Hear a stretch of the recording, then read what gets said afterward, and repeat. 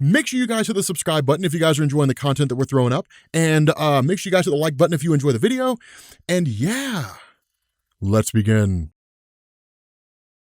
Okay, so I don't know how many of you guys have been tracking this, but Donny Cates, he went on Twitter a little while ago and said that Absolute Carnage was supposed to be like the definitive Carnage story, right? Like the greatest Carnage story ever told. And I believe him, because like with his run on Venom, like everything he's done on Venom, it's been nothing short of spectacular.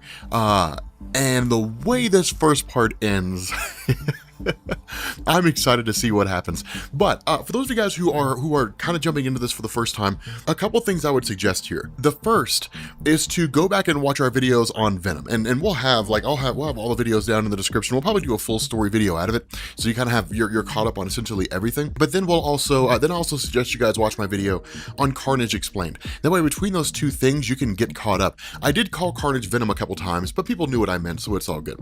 But yeah, so this is amazing. Now, here's the cool thing about Absolute Carnage. If you choose not to do that, to really get caught up on Venom, to really get caught up on the history of Carnage, you can still kind of go into this and be okay. I think it'd be better knowing all that stuff, but you know, you could still be okay, because in true Donny Cates fashion, we get this sort of explanation of things that have happened up to this point, right? So basically we get this idea that at one point in time, in the very early days of this universe, right, before there was any real life in it, and all you really had were the Celestials, and presumably after they won their war with the Aspirants, you had Knull, the symbiote god. Now, of course, as we were told in the first run of Venom, the first volume of Venom, that Knull, the symbiote god, was this being that was just sort of out there, right? You know, kind of existed in this void, this little pocket space inside the universe, created these symbiotes to essentially serve as his agents, right? To kind of spread his influence and chaos throughout the universe. Now, once he was finally defeated, once this major battle took place and he was finally locked away, this is when Donny Cates kind of ties into what Brian Michael Bendis did, right? Because if you go back and you read Guardians of the Galaxy by Brian Michael Bendis, he introduces the planet of the symbiotes, this idea that the Venom symbiote that runs around Earth originates from this particular planet of the Clintar. That's their actual name. The name of these symbiotes is called the Clintar, that it originated from that planet. Where we had previously just believed this is where the symbiotes were, and according to Brian Michael Bendis, that the symbiotes basically existed as like space knights, and then they would bond themselves to a host, and they would go on and perform great deeds. That if something like the Venom symbiote bonded to someone like Eddie Brock, who was filled with anger and wrath, that it would twist the symbiote, it would warp it beyond its original purpose, and it would essentially become a bad guy. What Donny Cates had gone back and done is he had said that's not necessarily true.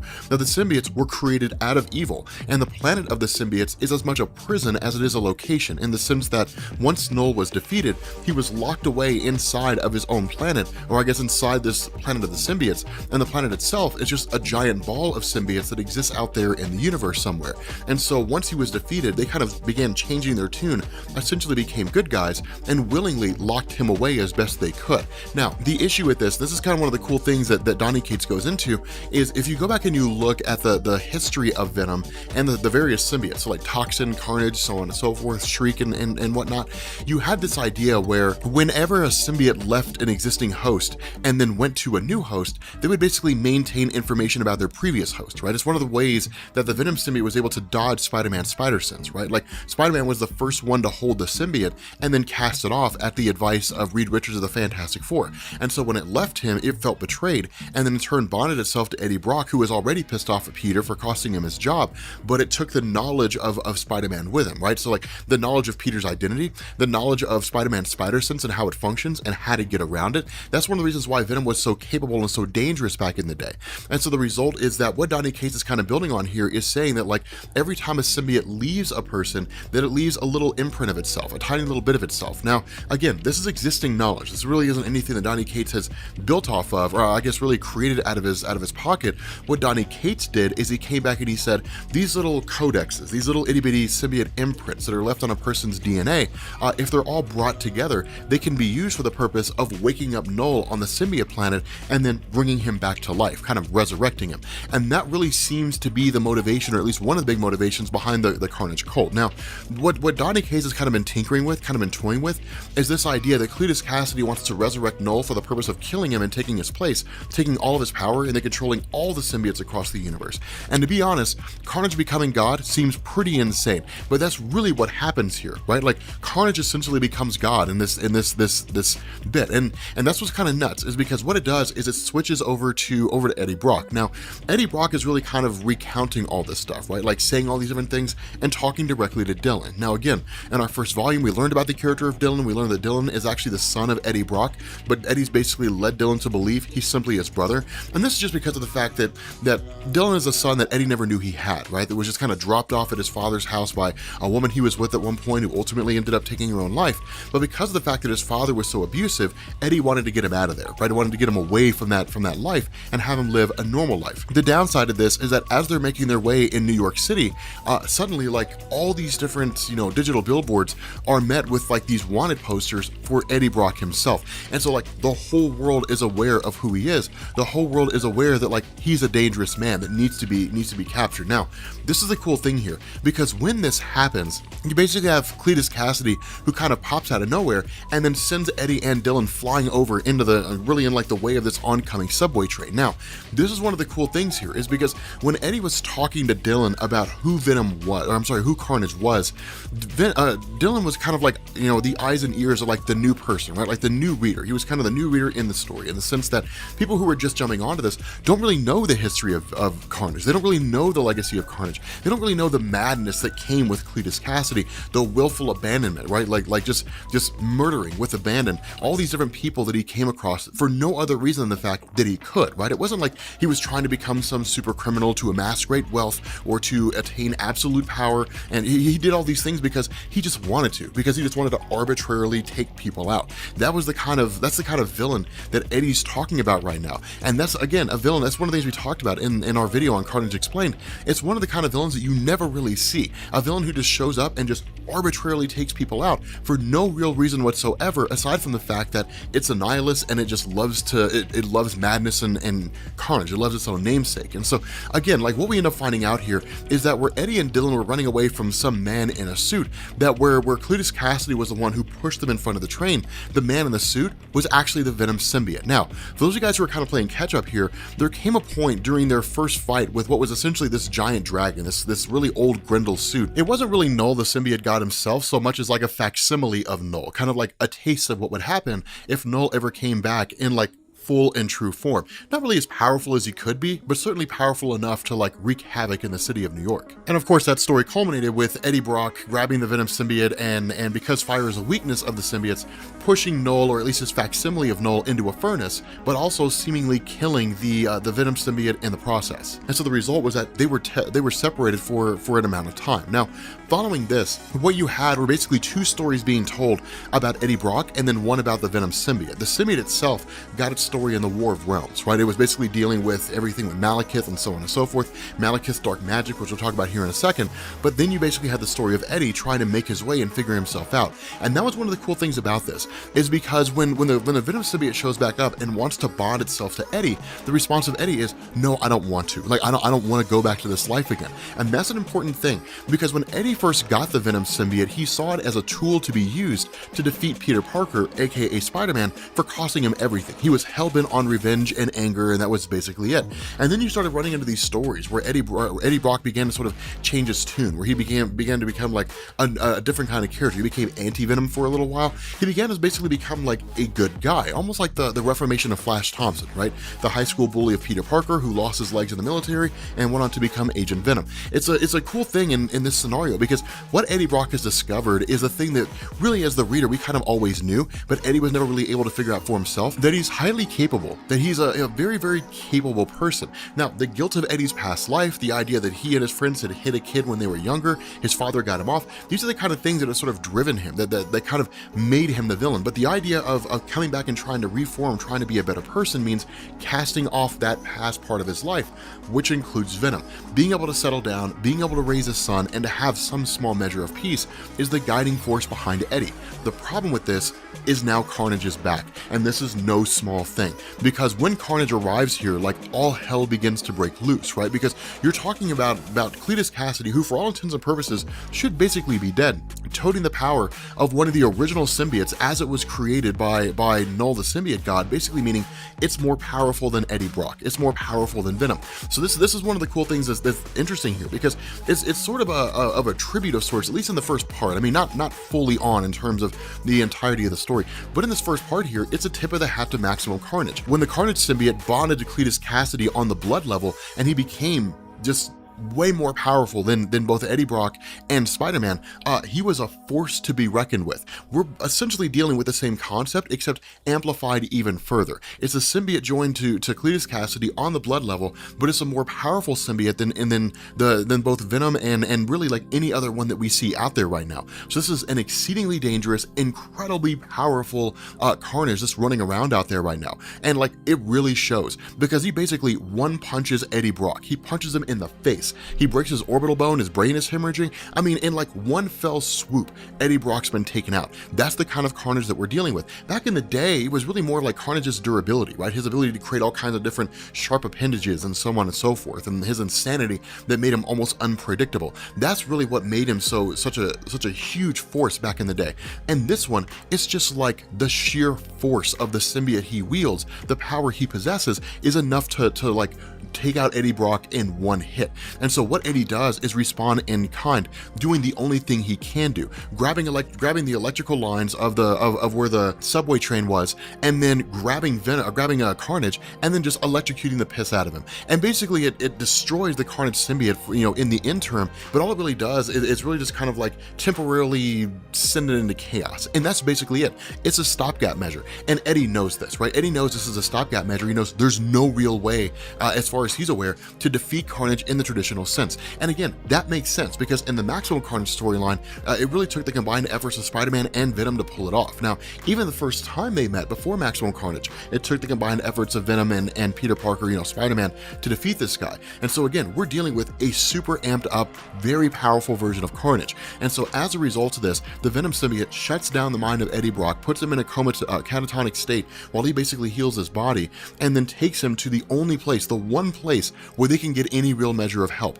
And it's a cool thing, because we all knew this was coming. We all knew it was only a matter of time before this happened. What ends up happening here is that once they arrive to this location, the symbiote wakes up Eddie Brock, and they knock on the door of an apartment. And when this happens, somebody answers the door, and that's when we end up finding out the person the Venom symbiote took Eddie Brock to, the only real person he'd be able to get any help from in this situation, or at the very least, the only one who would listen to him, is Peter Parker, Spider-Man. Okay, so we are getting back into Absolute Carnage, and here's the thing. So the original Absolute Carnage, or I guess the first issue, was split into 3 parts, and for the most part, it looks like it's what they're going to do from the issues going forward. I have not read the physical issue number 2 yet, so I'm not 100% sure. I've been on vacation for the last week, driving the Pacific Coast Highway, which was amazing. But kind of getting into this one, and then we'll actually do the 3rd part of the first issue later on this week, so we'll kind of wrap everything up. In the last one, it was really like the return of Cletus Cassidy, right? And that was a big thing that was people were really expecting and had really been told to us in the events leading up to Absolute Carnage. It was kind of the big takeaway from it, right? I mean, Cletus Cassidy is the original Carnage. He's a fan favorite, has been for a long, long time, and it's one of those things where unless it's Cletus Cassidy playing Carnage, people are kind of iffy about it. The only real exception to that is Norman Osborn when he was the Red Goblin. That was really, really cool. We'll actually talk about him here in a little bit. But what this does is it picks up with Peter and Eddie Brock, and then of course, Eddie's son Dylan, all basically getting together in converse. And the reason why is because, again, when it came to Carnage first popping up, of course it was Spider-Man and Venom who fought him, and then you went into Maximum Carnage, which was Spider-Man and Venom fighting him again. And the idea is that with someone like Carnage, it takes the two of them to succeed, because Carnage is so incredibly strong, right? The fact that the symbiote is bonded to the blood of Cletus Cassidy is what really amps up his powers beyond what you normally see with like Venom or anybody along those lines, anybody that normally wears a symbiote. And so it makes sense that you would see Eddie kind of team up with Spider-Man. Now, for long-time Carnage fans and really long-time Spider-Man fans, this kind of has to be a bit of a hit into the nostalgia feels, right? It's kind of like, man, this kind of feels a little bit old school. And that's why it's kind of a cool moment, is because a lot of things have transpired in the life of Eddie Brock that Peter Parker didn't know about. For example, Peter Parker does not know that Dylan is the son of Eddie. Now, of course, when Eddie sends Dylan away and says, hey, look, go do something else, just don't be here, it's adult talking time.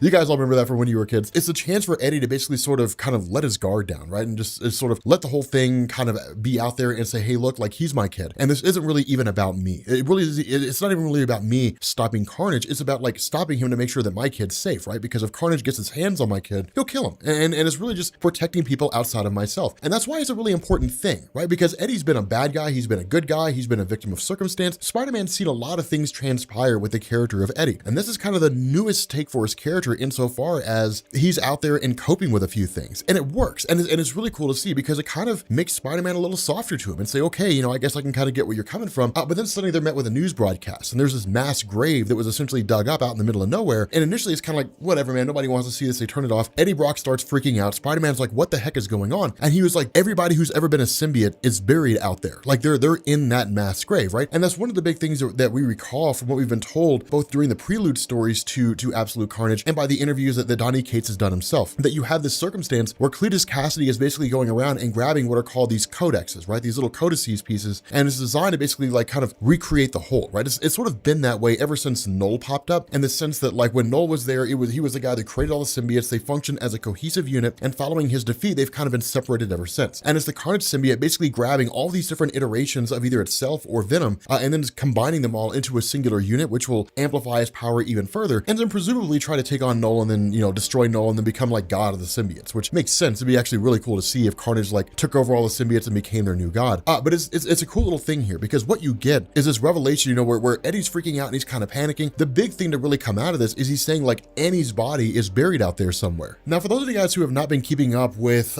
Donny Cates' run on Venom and really aren't longtime readers of the Spider-Man comics, the person he's referring to, Annie, she's actually a character that appeared back in Amazing Spider-Man 375 in 1993, and this is Annie Weighing. Now, Annie Weighing is actually the second person to host the Venom symbiote, and in fact, she used the name She-Venom at one point in time, but she's also the biological mother of Dylan. And for those, and the reason why I say Donny Cates' run is because in the early part of his run, when you basically got the introduction of Dylan's character, it was Annie was pregnant with Eddie Brock's son. She didn't want Eddie to know because, of course, he was Venom. He was a bad guy at the time. And so she basically gave birth to the kid, dropped it off at the father of Eddie Brock's house, and then just kind of left it there. And then eventually she went and jumped off a bridge and died. But the idea behind it is that basically his ex-wife is out there and that she can basically be used by Carnage to become one of his henchmen or what have you. It's kind of a crushing thing. And that's the reason why Eddie starts to freak out. Now, again, this is one of the cool things about his character, because if we're talking about like 1990s Venom, Lethal Protector, you know, and we're just sort of like, you know, he's out doing his own thing and being a bad guy, he probably wouldn't have cared about that. But the nature of Eddie is that over the years, his character has become a lot more dynamic, has become a lot more intriguing, and he's grown a lot in terms of what writers have done with him and kind of how he views the world. But it's a cool thing because it's kind of like, okay, so like the notion that Eddie Brock has a lot more on the line than Carnage is back, let's fight him, it's cool. It's something that I'm really, really digging about the way his character is being handled. That's why I love the Venom run from Donny Cates so much, because it's almost kind of seems to be more focused on Eddie than it is on the symbiote itself, right? I mean, the Venom symbiote's super popular. That kind of makes sense. And so in response to this, with everything kind of popping off the way that it is, there's some burglars that bust in and Spider-Man takes care of them quick, fast, and in a hurry. And it's kind of like, okay, you know, cool, whatever. And then he's like, we need to go see a guy that could basically help us get this stuff sorted out. And of course, that's when they basically go back to Rex Strickland's safe house. Of course, Rex Strickland being one of the previous hosts for the Grendel symbiotes, kind of the precursor to Venom, basically. And then of course, they're essentially talking with the Maker. Now, this is kind of a cool moment because the idea of the Maker meeting Spider-Man is a cool little thing, right? Because in Marvel, they never actually met before. Like they've never really met. I mean, even with Spider-Man there during the events of Secret Wars, like his dealings were with like Miles Morales and with the Molecule Man Owen Reese. And of course, you know, Reed Richards from his main universe, but like that was basically it. You know, the Maker kind of being out there and being part of the equation and everything. It's kind of a cool little moment here because, you know, when you have Eddie show up here, one of the things we end up learning is, again, the mysterious benefactors, the people that Maker works for that we don't really know who they are. It's basically like, hey, they had a lot of interest in using the Carnage symbiote or even the Venom symbiote itself. They want to know how to like use them for their own ends, either weaponizing them, using them for new technologies, whatever the case happens to be. But like they've been working on a means to extract the symbiote from individuals already and then do it in a way that's safe that can preserve the life of the person who is infected. And so it's kind of a cool moment here because when this happens, you basically have like Spider-Man talking to him, but then also bringing in his godson, Normie Osborn. Now, Normie Osborn, okay, this character's interesting.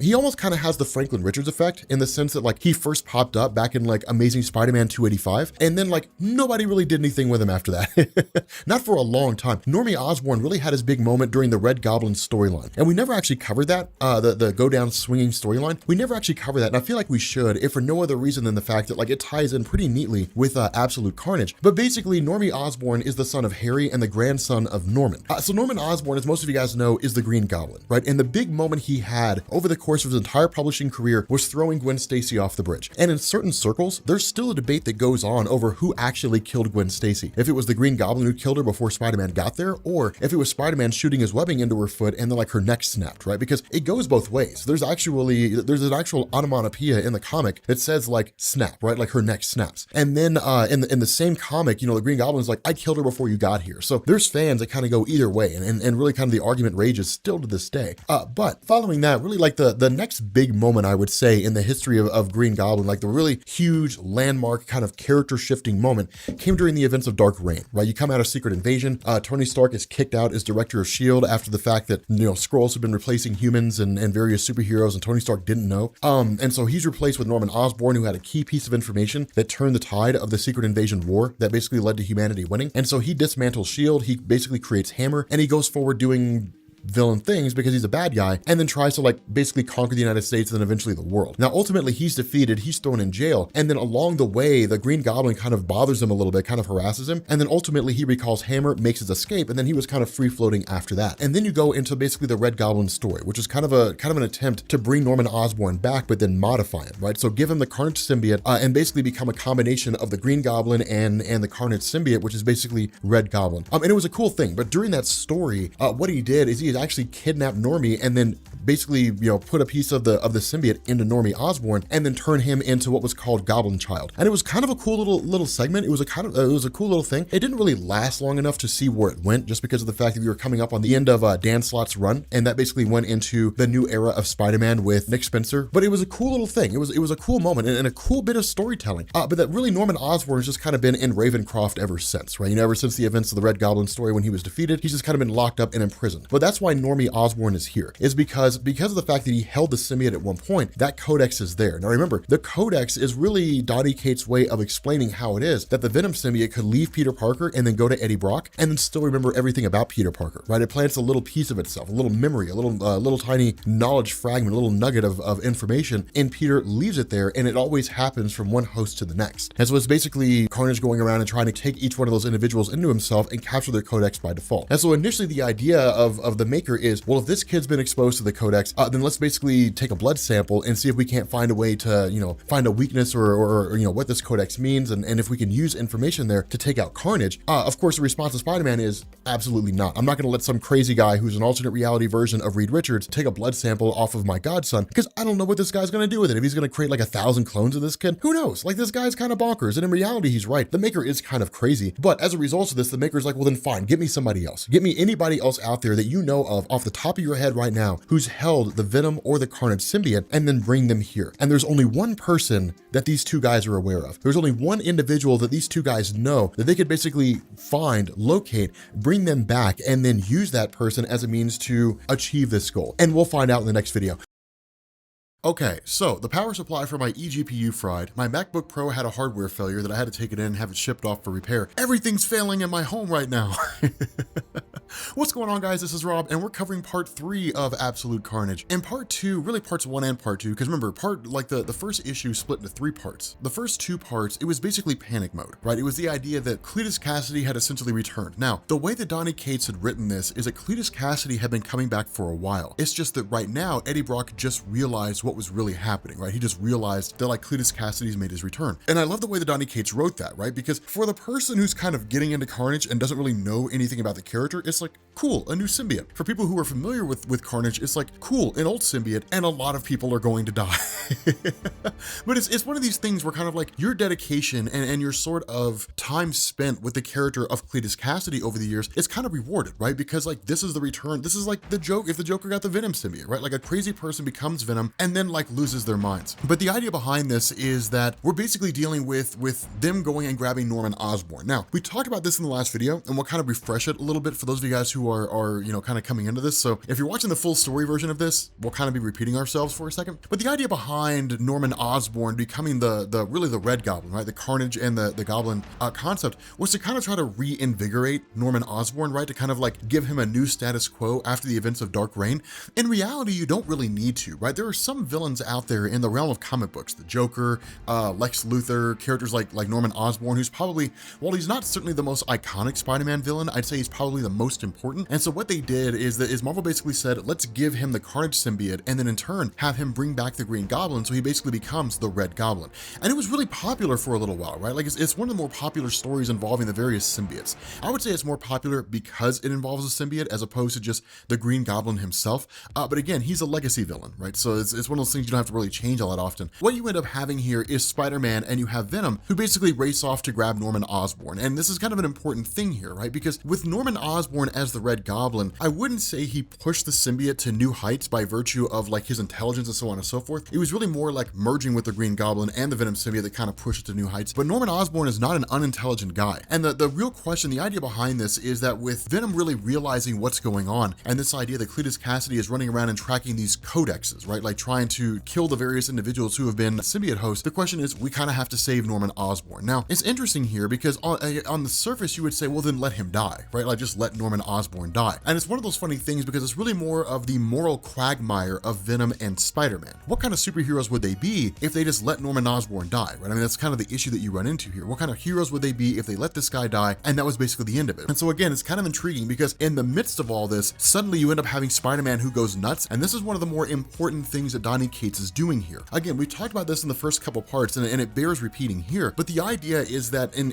years past, right, going all the way back to like, even you go to like David Michelinie's original like Venom Lethal Protector, but like you go all the way back to like when Carnage was first introduced and even before that when Venom was introduced and all the various symbiotes between them, right, like Scream and Riot and all those guys. The way this always worked, and it was kind of etched in stone by Venom, is that when a person becomes a host, the symbiote can leave, right? Like if by, you know, by whatever manner and whatever means, if the symbiote leaves, the symbiote takes memories of that person with them, right? So that was the case of Venom, knowing the identity of Peter Parker. The Venom symbiote had bonded to Peter, it was cast off in Web of Spider-Man 45, and then it bonded itself to Eddie Brock, taking the knowledge of Peter Parker's identity of Spider-Man with it. And so the reason why that's important is because what this does is it basically allows Donny Cates to build on that concept and say, actually what happens is for all those individuals who have been a host of the Carnage symbiote, it leaves back or it leaves behind itself a kind of sample, right? Like a kind of little genetic code that the Carnage symbiote that Cletus Cassidy can tap into. Now, the big question to ask here, and this is kind of the big thing to come out of this, can Venom do the same thing? Can they tap into and can they basically control the minds of other individuals by using that genetic code? One of the other big changes that Donny Cates is making here is Carnage's ability to spawn more symbiotes. What Cletus is doing here is basically creating these little mini pods, and then they're forcing themselves into various prisons, going into the bodies of those particular prisoners, and then basically creating more symbiotes, so to speak. Now, it's kind of interesting here because these aren't really Carnage symbiotes in the traditional sense, which is to say they're not really like duplicates of himself. They're really more akin to like children. And that's why this is cool, because if you look at this, it looks like you literally have Donny Cates building up this army of soldiers, more or less, for Carnage, who in turn can allow him to try to defeat Knull, the symbiote god. That's kind of where I hope this is going to, that you end up having Carnage and Spider-Man and Venom all teaming up to face off against Knull and then like truly and successfully defeat him. Like, it'd be kind of cool, but it's kind of one of these funny things because as that goes off, you know, as this begins to go down, you end up having, of course, the sound system that's triggered. And then with the sound system being triggered, as we know with symbiotes, they hate like loud sonic vibrations. And so where Eddie goes to take them out, it allows him and Peter to basically team up and try to face off against the forces of Carnage. But that's where things begin to go awry because at the outset, you simply expect it to just be Cletus Cassidy, right? Like you expect it to just be him and go walking in, because the reality of this is that you go back and you look at like Maximum Carnage, the Maximum Carnage storyline, you go back and look at the time that like Eddie and Spider-Man first fought Venom before Maximum Carnage, and you're talking about a symbiote out there that's stronger than the two of them, right? So Cletus Cassidy alone would be enough to overtake and to basically defeat Spider-Man and Venom. And so this is designed to illustrate one or two things, or possibly both. The first is that it's designed to basically show that like all these different characters are designed to show up and basically cause absolute pandemonium, right? Like bolstering the numbers of Carnage's forces. The other half of this, and this is what I think is actually a little more interesting, is that Cletus Cassidy is getting arrogant. I can send my forces forward and have them do it for me. Now, in reality, if Cletus Cassidy is getting carried away with himself and if he's being arrogant, then it's with good reason, because you basically have like all these different forces that are pretty much overtaking Venom and Spider-Man, and they're doing doing a pretty darn good job at it, right? I mean, that's kind of the nature of things, is you're talking about these exceedingly strong and powerful versions of Carnage, really like more of the Grendels than anything else. They're just kind of ripping things up. And so in the midst of all this, where Peter kind of gets, thrown to the side, he's met by the arrival of Cletus. And that's when things really get scary, right? Because Cletus is a man without reason. And that's what makes Cletus so dangerous, is because of the fact that he's a believer, right? He believes that what he's doing is right. He believes that what he's doing is the correct thing to do. And you can't sway him from that belief. He's a guy that just cannot be changed. And so what happens when you give a person who cannot be changed the power to force change onto other people? They're going to do exactly that. They're going to basically create a litany of reasons for why you're wrong and then force their entire perspective onto you, right? So either you can reject it or you can accept it, but you're not going to be able to get them to change what it is that they're doing. And that's what's so cool about this, is because you basically have like Venom fighting off against Peter. And it's one of these cool little moments, because when that happens, Venom actually sort of chastises Peter for a second and says, stop being clever, stop being funny, stop cracking jokes. This is time for business. And that's an important thing. But one of the things that Dan Slott established during the original Spider-Man Renew Your Vows as part of Secret Wars is there's a reason why Peter does this, but there's no reason to do it here. One of the big questions people had all the time for years and years and years, Peter would crack jokes in the middle of fights. And people always sort of attributed that to the fact that Peter was just a character who would joke around. But there's a reason for why Peter does this. So really, it took decades to get to the point where we could actually get an explanation to it. But during the original Renew Your Vows, Dan Slott stated that the reason why Peter does that is because it throws his enemy off, right? It frustrates his enemy and makes him angry because the enemy believes Peter doesn't respect them, right? Like, I'm not taking this fight seriously because you're not really anybody to worry about. This is business as usual and you're of no real concern to me. That's the message Peter puts off, right? The other idea is to kind of keep things loose and to keep Peter from getting carried away, keep him from getting like super overexcited and to kind of keep him grounded and in the moment. But it's as much to like screw with the other guy. The issue with this is that with Cletus Cassidy, that don't work. That dog don't bark, right? Because Cletus Cassidy doesn't take the bait. That's the nature of it. Cletus Cassidy is about as crazy, or not really as crazy. He's crazier than Spider-Man. So like cracking jokes, going on about nonsense, it doesn't really work. And that's why Venom says, it's not the time to be clever. It's not the time to be funny. It's not the time to like crack jokes and be your usual self. This is the time to be serious, because if we're not, we could die here today. And Peter knows that, but Venom doesn't know that Peter knows that. It's just Peter's way of doing things. This is kind of how Peter is. And so following this, the two of them are basically like knocked out of this cell, sent flying out into the hallway. And that's when Peter basically begs for Carnage not to kill Norman Osborn. And that's when he says, I'm not here to kill him. I'm here to add him to my forces. It's literally Carnage absorbing Norman Osborn into himself and basically turning Norman Osborn into one of his various henchmen. Now, Norman Osborn does not have the Grendel insignia on his forehead. And the indication here is that Norman Osborn is something wholly new. Like it may be that he's something wholly different and wholly new. Probably not. He's probably just like all the other ones, right? There's nothing really special about him. But I have a hard time believing Donny Cates wouldn't have him depicted in this manner if he wasn't different from everybody else. So I'm really excited. I'm really curious to see where it goes. Okay, so we are a little behind on Absolute Carnage.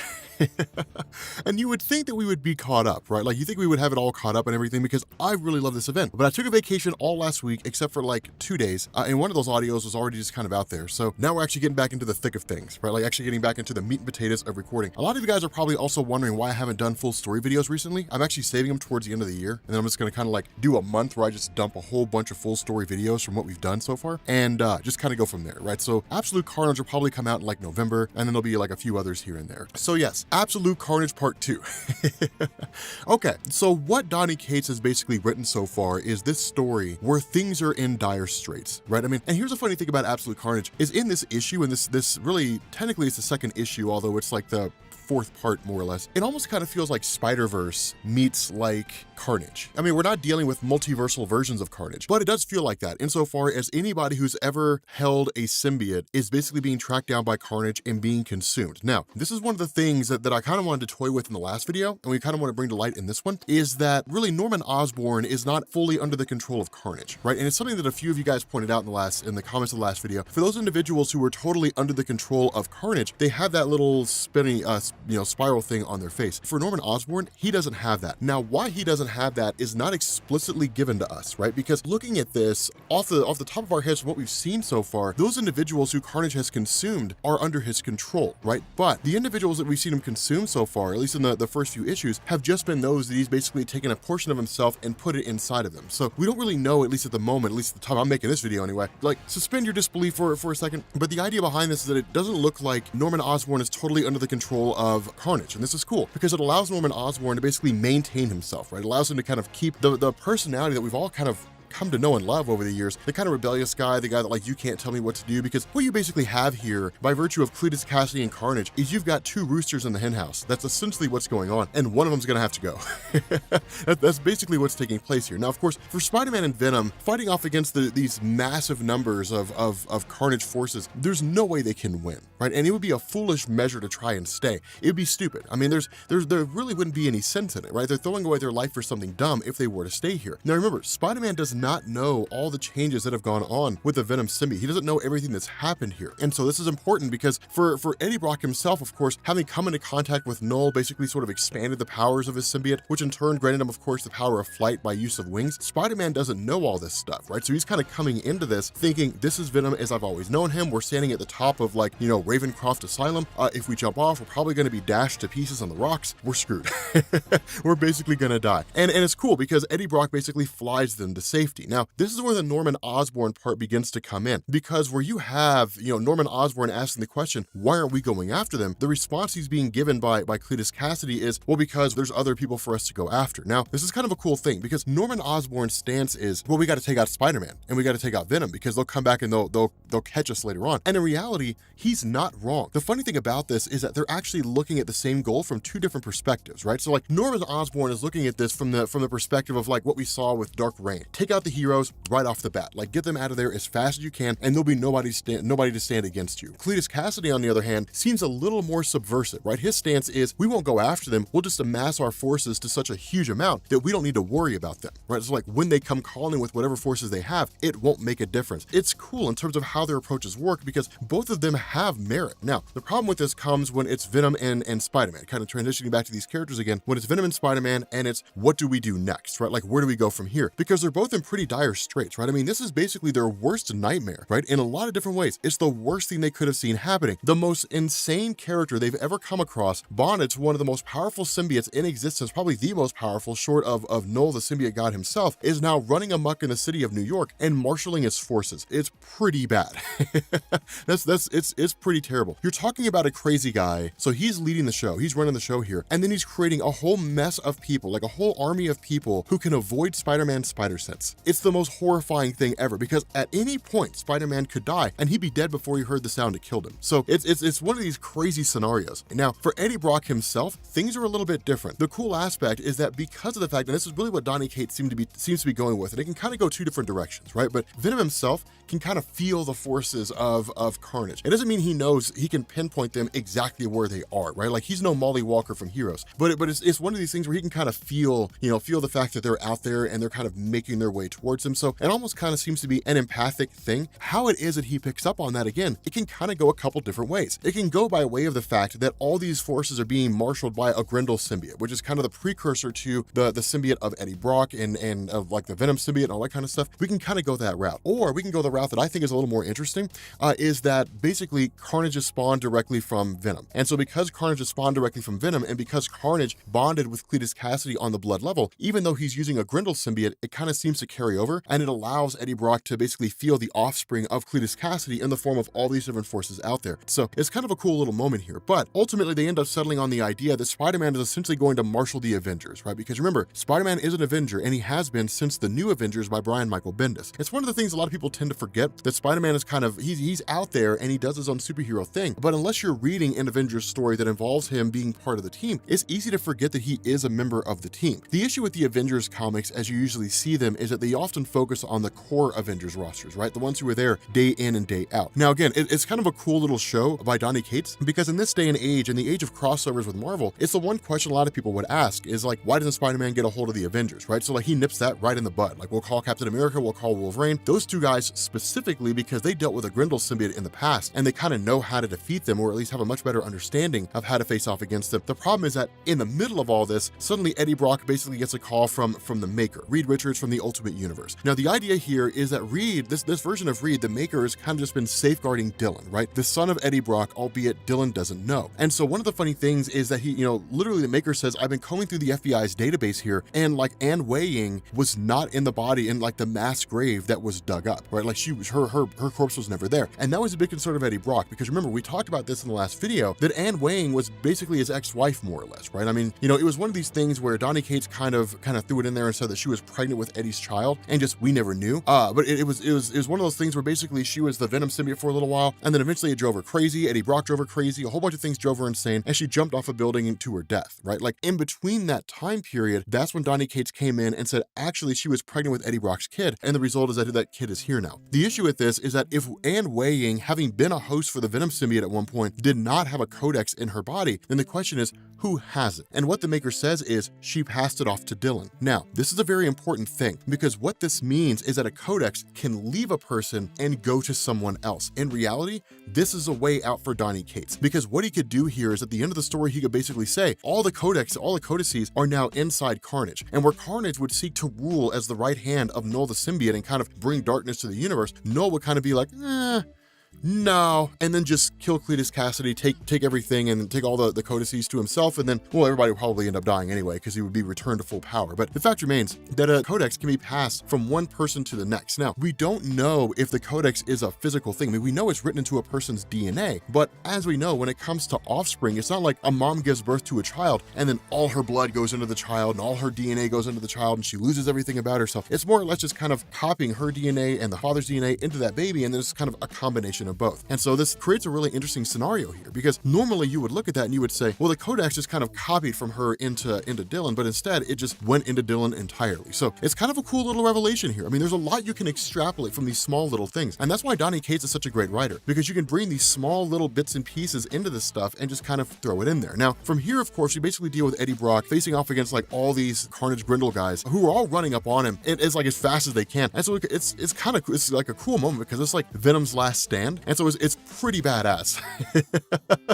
I really dig this, because here's the thing. Here's the thing. All right. Donny Cates' Venom is cool because the way he writes it, I feel like Donny Cates writing Venom is about the most awesome he's been in a few decades. And I say that understanding what it is that I'm saying, right? I mean, it's basically saying like Venom hasn't really been cool since Lethal Protector by David McElhinney. And I would kind of agree with that. Right? I mean, there've been some cool moments, but Venom himself being cool, I don't think has really happened for a long time. And I'm talking about like when things like Scorpion, when Max Gargan was Venom and stuff like that. I mean, I guess fans of Flash Thompson of Agent Venom will probably get pissed off about that. I don't really care. I never really liked Agent Venom all that much. I was never a huge fan of him. Like, I mean, he was cool and it was a cool concept, but I'm old school. Eddie Brock all the way, right? Like, I dig Eddie Brock as Venom. And so Eddie Brock as Venom hasn't really been that cool because he hasn't really been Venom for a long time. But still, the fact remains, it's one of these awesome these little moments, because what it does is it switches over to Miles Morales and to Scorpion, right? Now, again, Scorpion was a previous host for a Venom symbiote, which means that he's basically got the Codex inside of him, right? I mean, Matt Gargan being Venom, that came during Dark Reign, right? He was one of the Dark Avengers, or at least one of the dark guys out there, right? Like the Dark Avengers with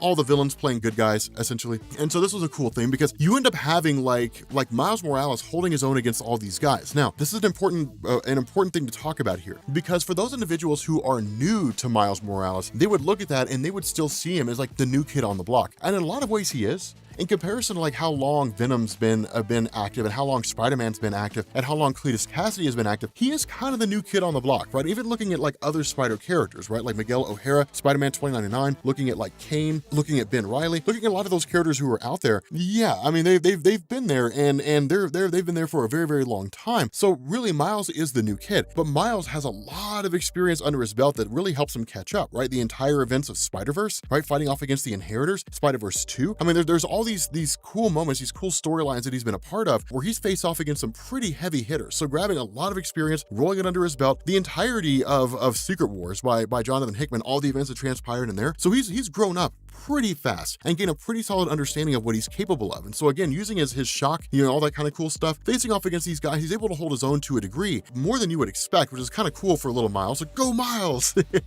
You got it, little buddy. Like he's doing a great job. But of course, Matt Gargan tries to escape and Venom forces him back in again. The issue is that as soon as that happens, they're basically met by Carnage, who's like, okay, cool, snatch this guy up and drag him in. And I'm sorry, by actually, it looks like Norman Osborn, to be honest. He doesn't really have the thing on his head.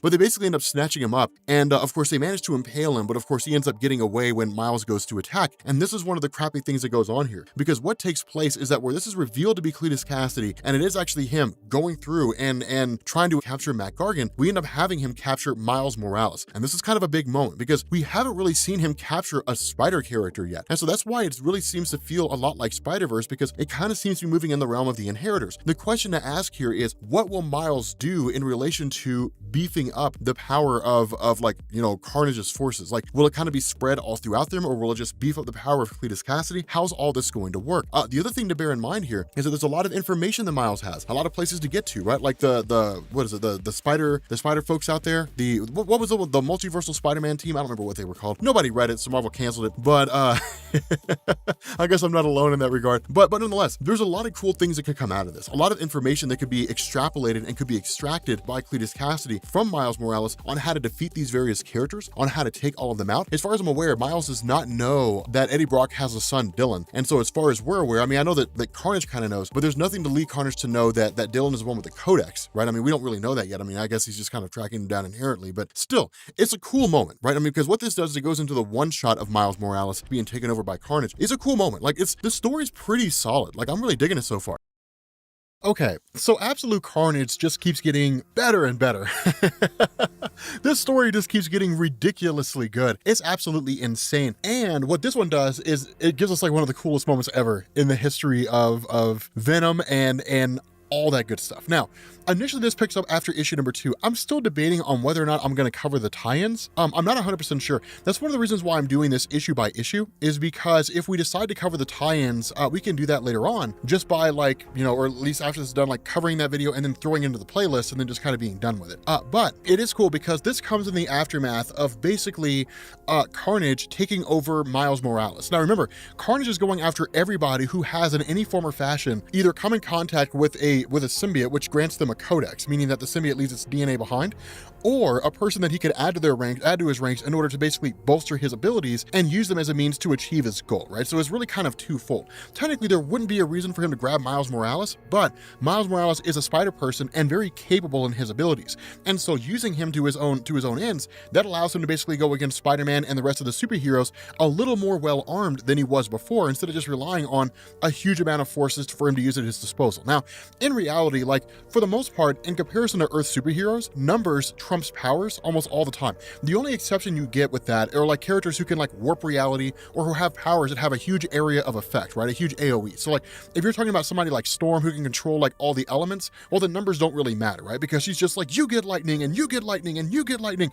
Everybody gets lightning, you know? Whereas with someone like Iceman, he can just like freeze a ton of people at one point. But somebody like Wolverine has to kind of like hack and slash his way through each individual person, right? So like, you know, numbers for the most part will trump people with huge amounts of abilities. That's why stories like this are always kind of intriguing. But Eddie Brock has to essentially leave Miles Morales behind, right? But this is kind of a funny thing, is because the symbiote sort of starts to turn. Now, this is what I love about Donny Cates' handling of the Venom symbiote, right? The fact that Donny Cates is sitting down and he's writing the symbiote in a way to where it's its own distinct character. This is why I say, I think Donny Cates' run on Venom will turn out to be one of the greatest runs on Venom ever written, right? I mean, because you look at it and it's like, okay, so you get these cool progressions, things like that, but the idea of Eddie Brock and the symbiote fighting against each other, in the sense of the symbiote's just like, we need to kill as many of the forces of Carnage as we can, and that includes Norman Osborn. Eddie's response is, no, we can't kill him because it's not under his control, right? He's operating under what Carnage wants him to do, not what it is that he wants to do. And the response to Venom is, it doesn't matter.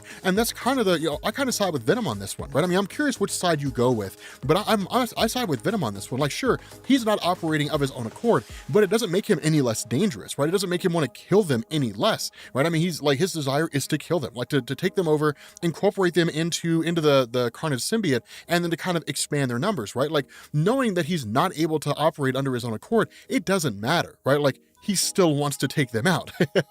And so that's why it's kind of like, you know, you do what you got to do, right? People who win wars are ones willing to do whatever it takes to win the war, not the ones who take the high ground, right? So it's kind of cool, right? Like, you got to fight fire with fire. The Allies against the Germans, for example, right? Like, both sides killed.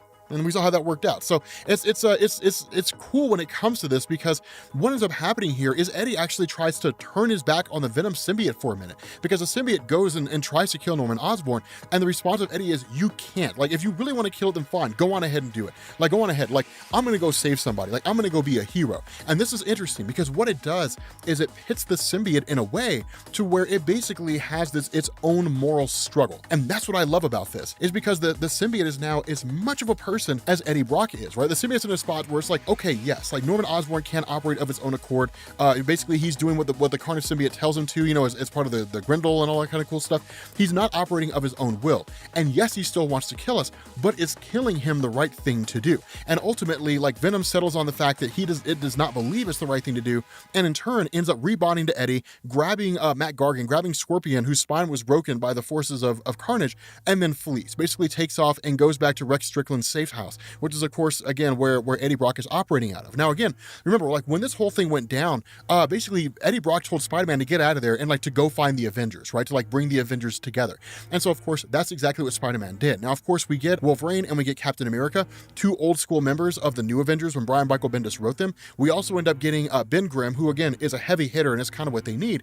And then we get the mind of Bruce Banner. And the reason why they need them, or why they need him, is because when it comes to human biology, for the most part, like, you do kind of have a hierarchy, right? I mean, you got Reed Richards, Valeria Richards, Dr. Doom at the top, who trade like the #1 spot depending on who's writing the story, and then you kind of start going down from there. But just because someone is like the third smartest person in the world does not mean they're overall the third smartest person. Reed is the smartest person in the world across the board. That's true. But when it comes down to like specializations, like Bruce Banner takes the cake when it comes to human biology, especially gamma radiation. And so he's the guy that kind of takes that stance. When it comes to technology, it's Tony Stark. Like, it's these cool little things that you kind of see with these specialization of characters that can sort of lend themselves to telling a particular type of story.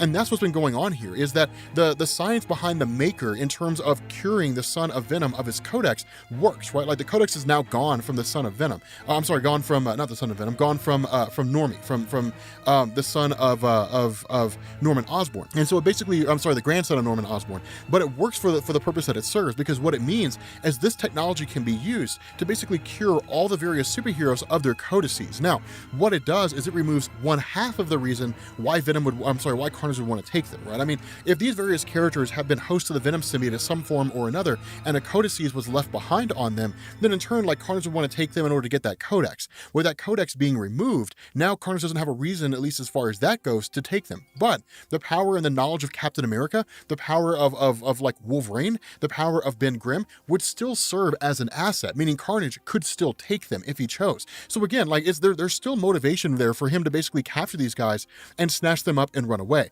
And so as a result of this, you basically end up having having these different guys kind of thrown into these tubes of sorts that are designed to basically remove this Codex from them. Now, a really cool moment happens here, because when this takes place, Spider-Man walks up, starts talking to Eddie Brock, and it's a really sort of heart-to-heart conversation. And this is interesting, because what it shows is that there aren't really any hard feelings between Peter and Eddie Brock, right? And indeed, there really weren't. I mean, ultimately, it was Eddie that kind of came down to constantly tracking down and constantly wanting to take out Peter.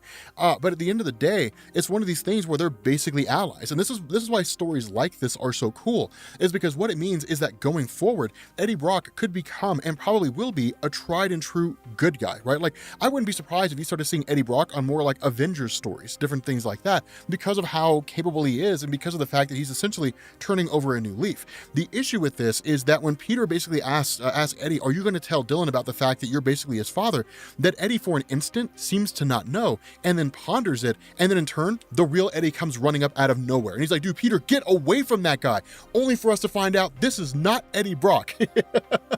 This is Carnage, and it is amazing.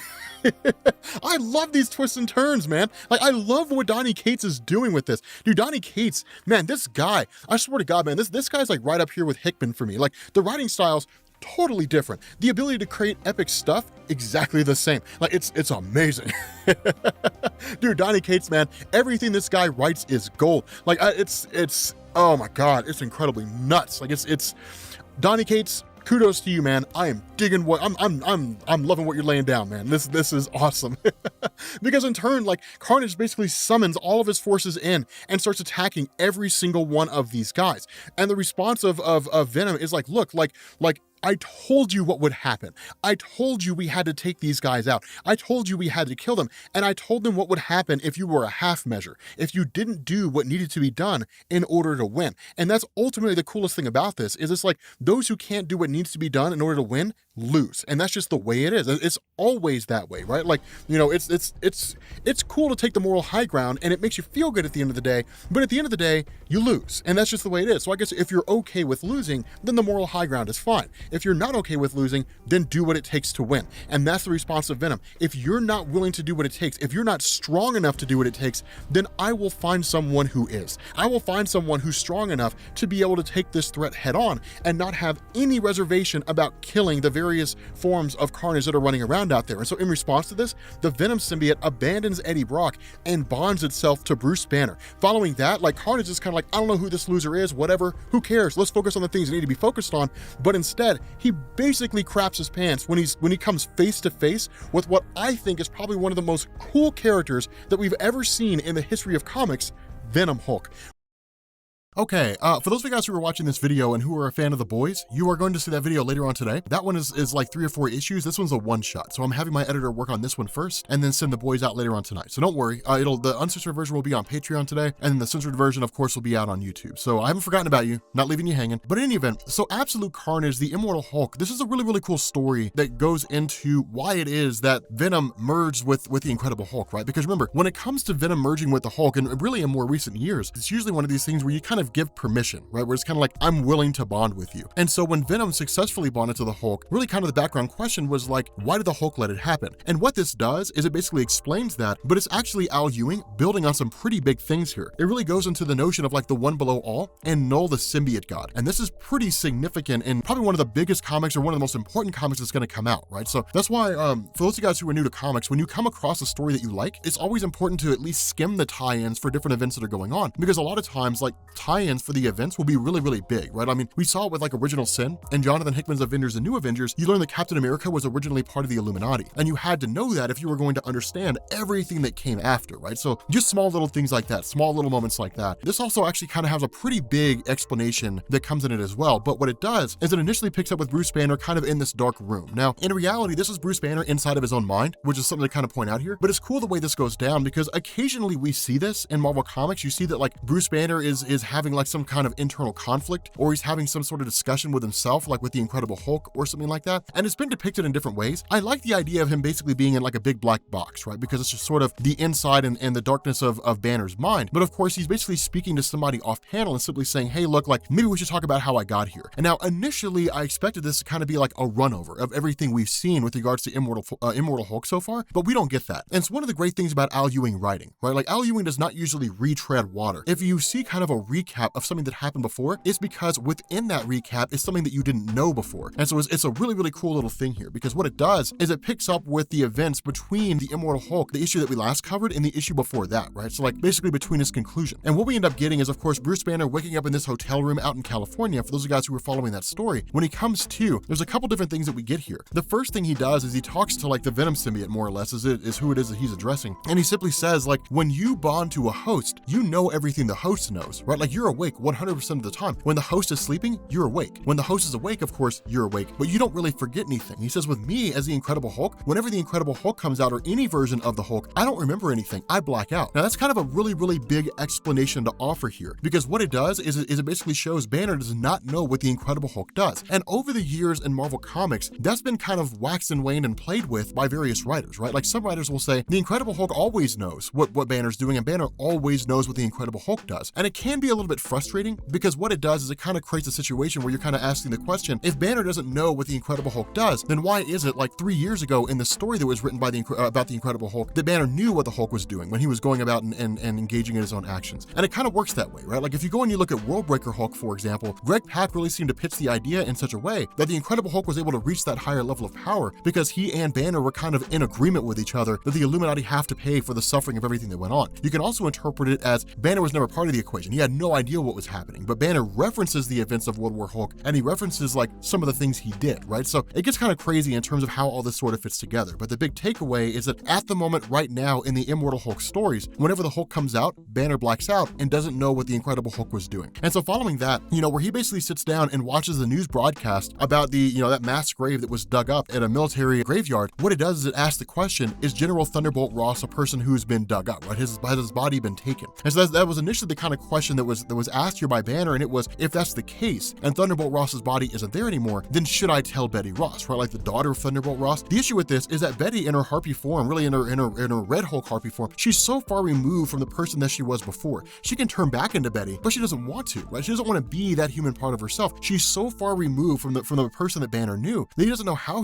she's going to react. And in fact, when he talked to Jackie McGee, the reporter that's there, that's kind of following everything that's going on and really sort of an ally of Banner and the Hulk at the moment, she says the same thing. You don't know how she's going to react. She could freak out and like destroy you, or she could want to know. There's no real way to know here, and you're really kind of taking a risk with regards to everything sort of popping off. And so as a result of that, when he basically spills the beans and tells her, he's kind of like, how long could it take you to get there? Like, do you want to know? And she says, well, it would take me 10 hours if I flew alone. With you, I don't know. It would take too long and we would be seen. So he basically says, fold me up, right? Essentially kill me, fold me up, and then like let me go. And when that happens, the Incredible Hulk will manifest, after some time, with the Incredible Hulk knowing what's going on, the Hulk will manifest. And when that happens, of course, my body will be healed because of the healing factor of the Hulk, and everything will be fine. And so ultimately they end up flying out to this place in North Jersey to find the body of Thunderbolt Ross being there. And it's kind of a crazy thing because you end up finding out that what the federal government had done is, as soon as this mass grave more or less was dug up, that Thunderbolt Ross's body was taken. And so it's kind of one of these things where it's like, is this body out there preparing to be used by someone? Are they going to resurrect him? And that's one of the things that Banner says, is that for those of us who are gamma mutates, we never really stay dead, right? Like we always usually end up coming back in some form or fashion. Now with the Incredible Hulk, it's easy and it makes sense. If somebody goes to shoot or kill the physical form of Bruce Banner, the Incredible Hulk will manifest in an instant, basically heal Banner from his wounds and then go on a rampage. But for other characters, they really always seem to kind of make some sort of return. Even if they lose their powers, they end up getting their powers back somewhere along the line. Now, it really is kind of Al Ewing kind of communicating with this, how like writers treat like gamma mutates, like they always come back. Some writer always brings them back somewhere along the line or something like that. But even within Marvel continuity, they always end up making their return. And so it's kind of a cool moment. It's kind of a cool little thing there, because following that, it is the Incredible Hulk saying, okay, if this is the case, then like we have to somehow figure out what's going on with Venom, like how Venom ties into this and all that kind of good stuff, right? And so when that happens, like when that goes on, when the Hulk is watching the police investigate the site, they say the reason why it was dug up is because there was basically a younger guy by the name of Angelo Fortunato, who we've talked about in our videos on all the versions of Carnage and Venom and so on, who ultimately had a Venom symbiote, right? So Venom, or at least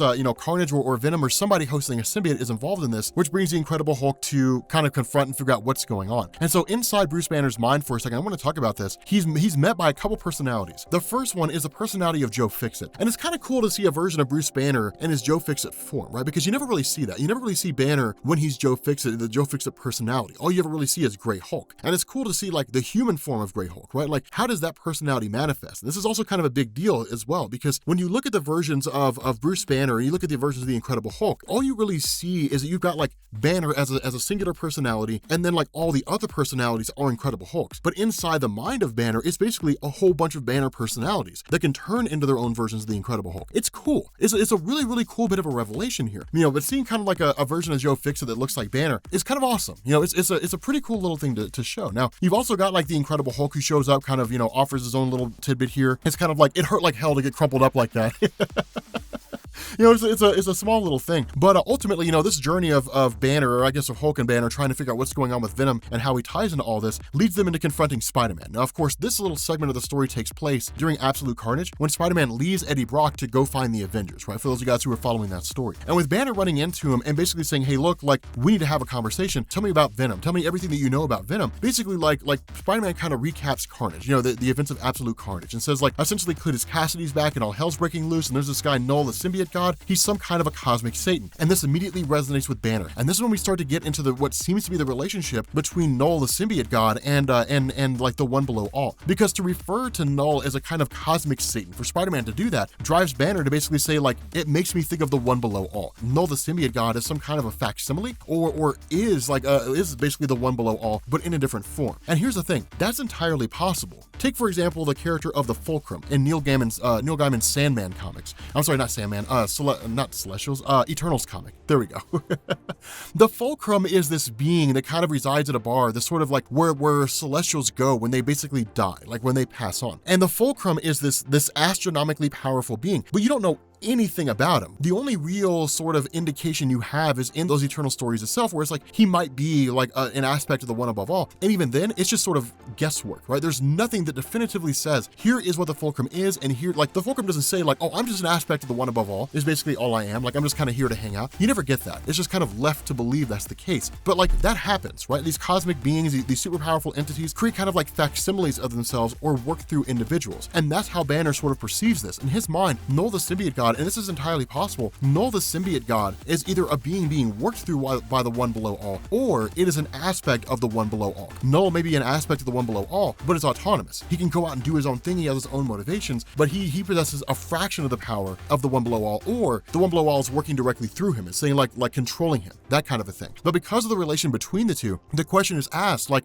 how does all this tie together? And that's why Bruce Banner ended up allowing himself to be bonded with the Venom symbiote at the end of the most recent Absolute Carnage storyline, because Banner wants to know, are the one below all and Knull the same thing? Are they two different beings? Is it coincidence? Is it really just Peter Parker ran off a name and Banner's reading too much into it? We don't know. But Al Ewing is really kind of teasing the idea that like they're somehow in cahoots or related to one another, or they're somehow the same being. And so it's a really cool thing, because what it does, if that's the case, then it could be a scenario where literally the one below all has all different kinds of facsimiles that are out there, all different kinds of versions of themselves that exist all throughout the entirety of the multiverse, right? Because if the one above all is the supreme creator, the top being of the multiverse, then the one below all would be like at the very bottom of it all. But like he's a multiversal entity as well. It's cool. And it's a really interesting idea, because it kind of goes forward like asking the question, how close are they? how involved are they? I'm excited to find out. Like I really want to know. It's a cool thing to tease, and I'm really excited to see the answer for it.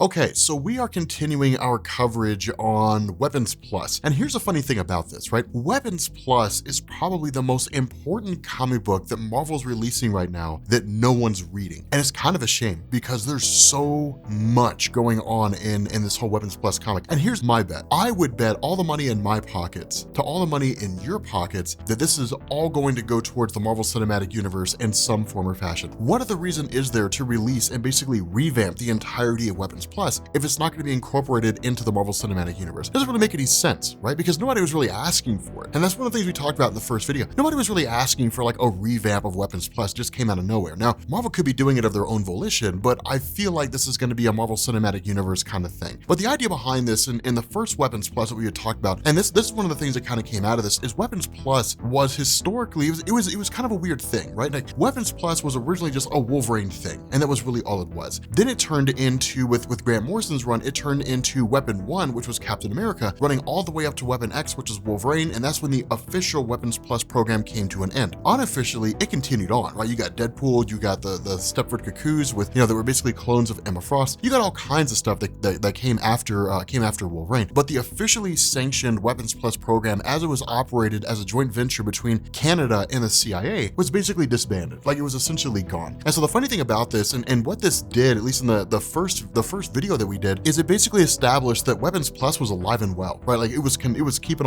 on. And the extent of it, we didn't know, and we still don't know. But the crazy thing about this is that what it does is it basically has like this Weapon V facility, right? And it's interesting, you could call it Weapon 5, and that really kind of seems to be the case. It sort of seems to be like a dual meaning between Weapon 5 and like Weapon Venom. But what it does here is it basically says, okay, essentially like during the events of Absolute Carnage, when, Cletus Cassidy and his various mini counterparts, more or less, were kind of terrorizing throughout the city of New York and attacking various places, that what Cletus Cassidy has also been doing is striking at the heart of these various facilities. Because remember, the overall theme behind Absolute Carnage is that Cletus Cassidy is going after anybody who's ever worn a symbiote, right? Because anybody who's ever worn a symbiote gets this kind of codex that's basically bonded to their genetic material. And in turn, Cletus Cassidy, in order to increase his strength to become this wildly powerful being for what seems to be the purpose of going toe-to-toe with Knull the symbiote god, all really seems to be rooted in this idea of gaining like these codices, right? These little codices that have been bonded to people. And so what ended up happening is somewhere along the line, he attacked this Weapon 5 facility. Now, what this does is it jumps directly to Clayton Cortez. Now, here's the thing about Clayton Cortez, right? I would say about a year ago, Greg Pak had this really, really cool idea that Marvel just kind of wasted. And the idea behind this was to essentially introduce something called Weapon H. Now, Weapon H was a cool idea. Like when it first popped up, it was a cool idea. But like I was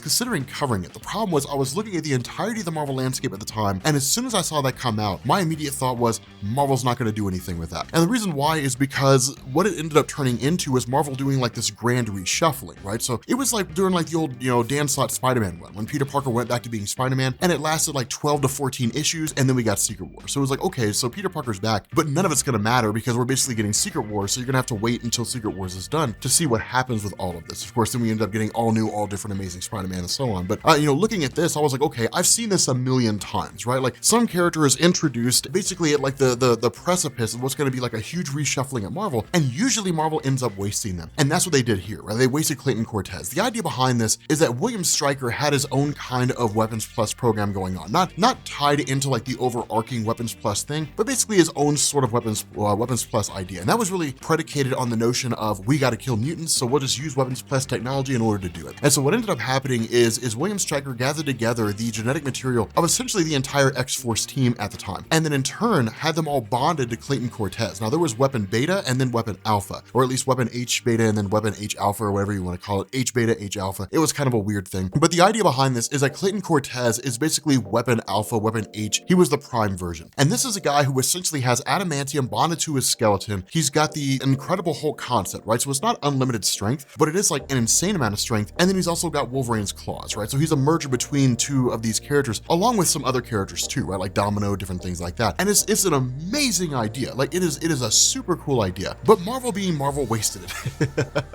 I imagine as time goes on, he may become more prominent, but the reality is that Weapon H is largely just a Greg Pak concept. That's really all it is, right? It's just only Greg Pak's thing. And so as a result of this, it's kind of crazy. For those of you guys who are new to comics, I want to talk about this for a second. For those of you guys who are new to comics, Marvel Comics operates very similar to like the WWE from wrestling. You have a character who hits their peak, usually the championship belt, and then for the most part, they just kind of fall to the wayside to make room for the new guys. And that's basically what happened with Greg Pak. He's an incredible writer, an amazing writer, but the idea here is that he basically peaked, for lack of a better word, with his run on the Incredible Hulk. But because it was selling so well, Marvel's just kind of like, do your own thing, man. So he just sort of gets shuffled off to no man's land, but has total control over what he wants to do, right? So he's like Stalin with the Infinity Saga. But the idea here is that Clayton Cortez, some 6 minutes into this video, the idea is that Clayton Cortez ends up arriving back at his family home, or at least where his family's kind of residing at. Now, this is an important thing, and the reason why is because after he became Weapon H, and after he fought the Incredible Hulk, Wolverine, and then essentially left them and went to go do his own thing, he started going from Eagle Star facility to Eagle Star facility and essentially wiping out all the records of himself. And the reason why this matters is because Eagle Star was the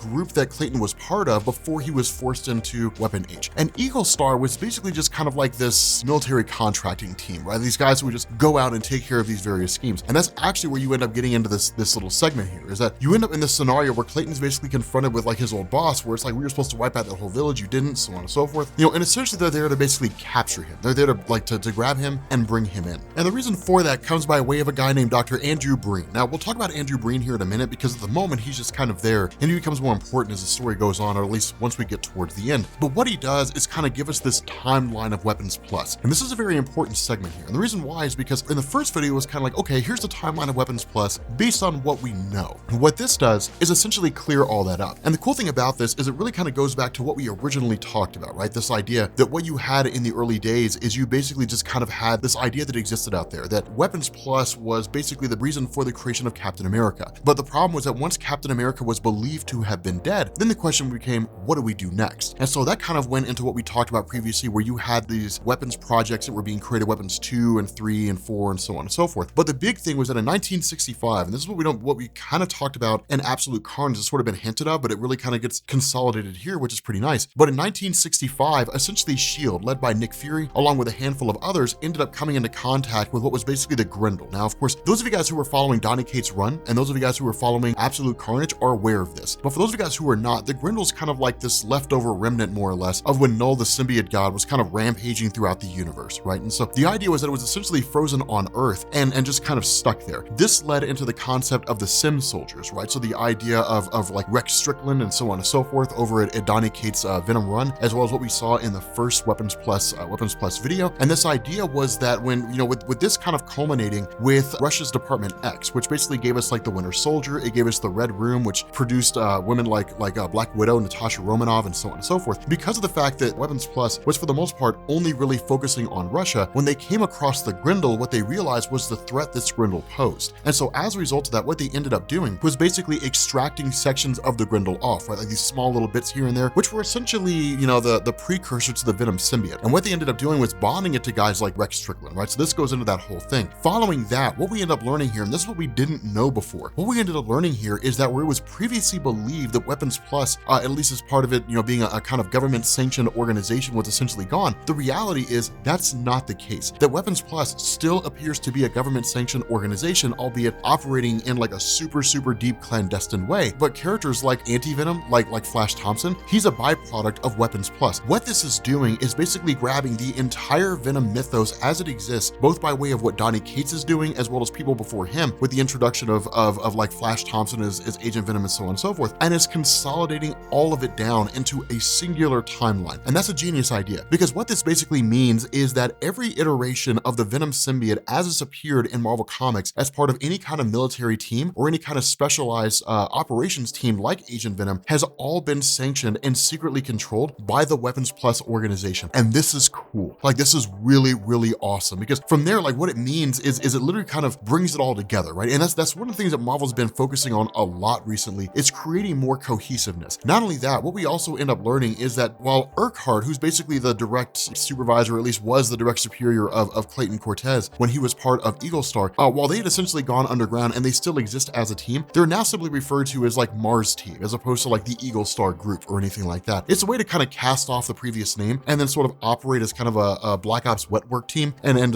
essentially stay off the radar without anybody hitting them up for like contracts or anything along those lines. But the idea here is they were the ones that were originally at the Weapon V facility when Carnage first attacked in the beginning of the story, and then they basically made it out, you know, by the skin of their teeth, but they're launching this attack yet again. And that's why they're bringing in Clayton Cortez, because Clayton Cortez is a heavy hitter, right? Like, he's a big hitter. And so that's when you kind of end up switching over to Cletus Cassidy, who's actually sitting at a bus stop. And the idea here is that Cletus Cassidy is ultimately drawn to these guys. And this is a cool little bit of a revelation here, right? Because this is one of the reasons why tie-ins can oftentimes really expand and make a story a lot more interesting. The Cletus Cassidy is traveling all over the world to find anybody who's ever hosted the Venom symbiote. And the fact that these you know, former Eagle Star turned Mars Team guys are basically sim soldiers, meaning that they're harnessing the power of the Grendel, means they all have codices. And so as a result of that, Carnage is going after them as well. And that's the cool thing, is it's not just about superpowered beings. And it's interesting to see, because when this bus comes cruising in, right, this bus comes flying in, Cletus Cassidy of course is on it, but he's killed everybody there. And this is one of the funny things that goes on, is because what this really shows is that in terms of the government's perception, or at least Weapons Plus's perception of Carnage and what it is that he's capable of now, they're painfully ill-equipped, right? They're painfully unprepared. And the reason why is because all they really know about what Carnage is capable of at the moment is what they've seen in the various footage from the Battle of New York, because they're not really there, as well as the existing knowledge they have when it comes to the symbiotes. But remember, the Grendels are cut above the rest. This is not just your regular Venom symbiote. These guys are really bred, and really the Grendel concept itself is really designed to be like this kind of uber symbiote, which of course serves the will of Knull, the symbiote god. And so with Carnage walking around with this sort of power, and then in turn these sim soldiers walking around with something akin to this power, their initial thought is, okay, so symbiotes are basically weak to sonic and fire, so we'll use that. Neither of which work, right? I mean, neither of those bring him down, and Carnage just comes running out. And it makes sense, right? Like, the entirety of Absolute Carnage would be kind of a bust if it's just like, so all they need is fire. Okay, well then just go get Pyro from like the X-Men and just watch how fast he kills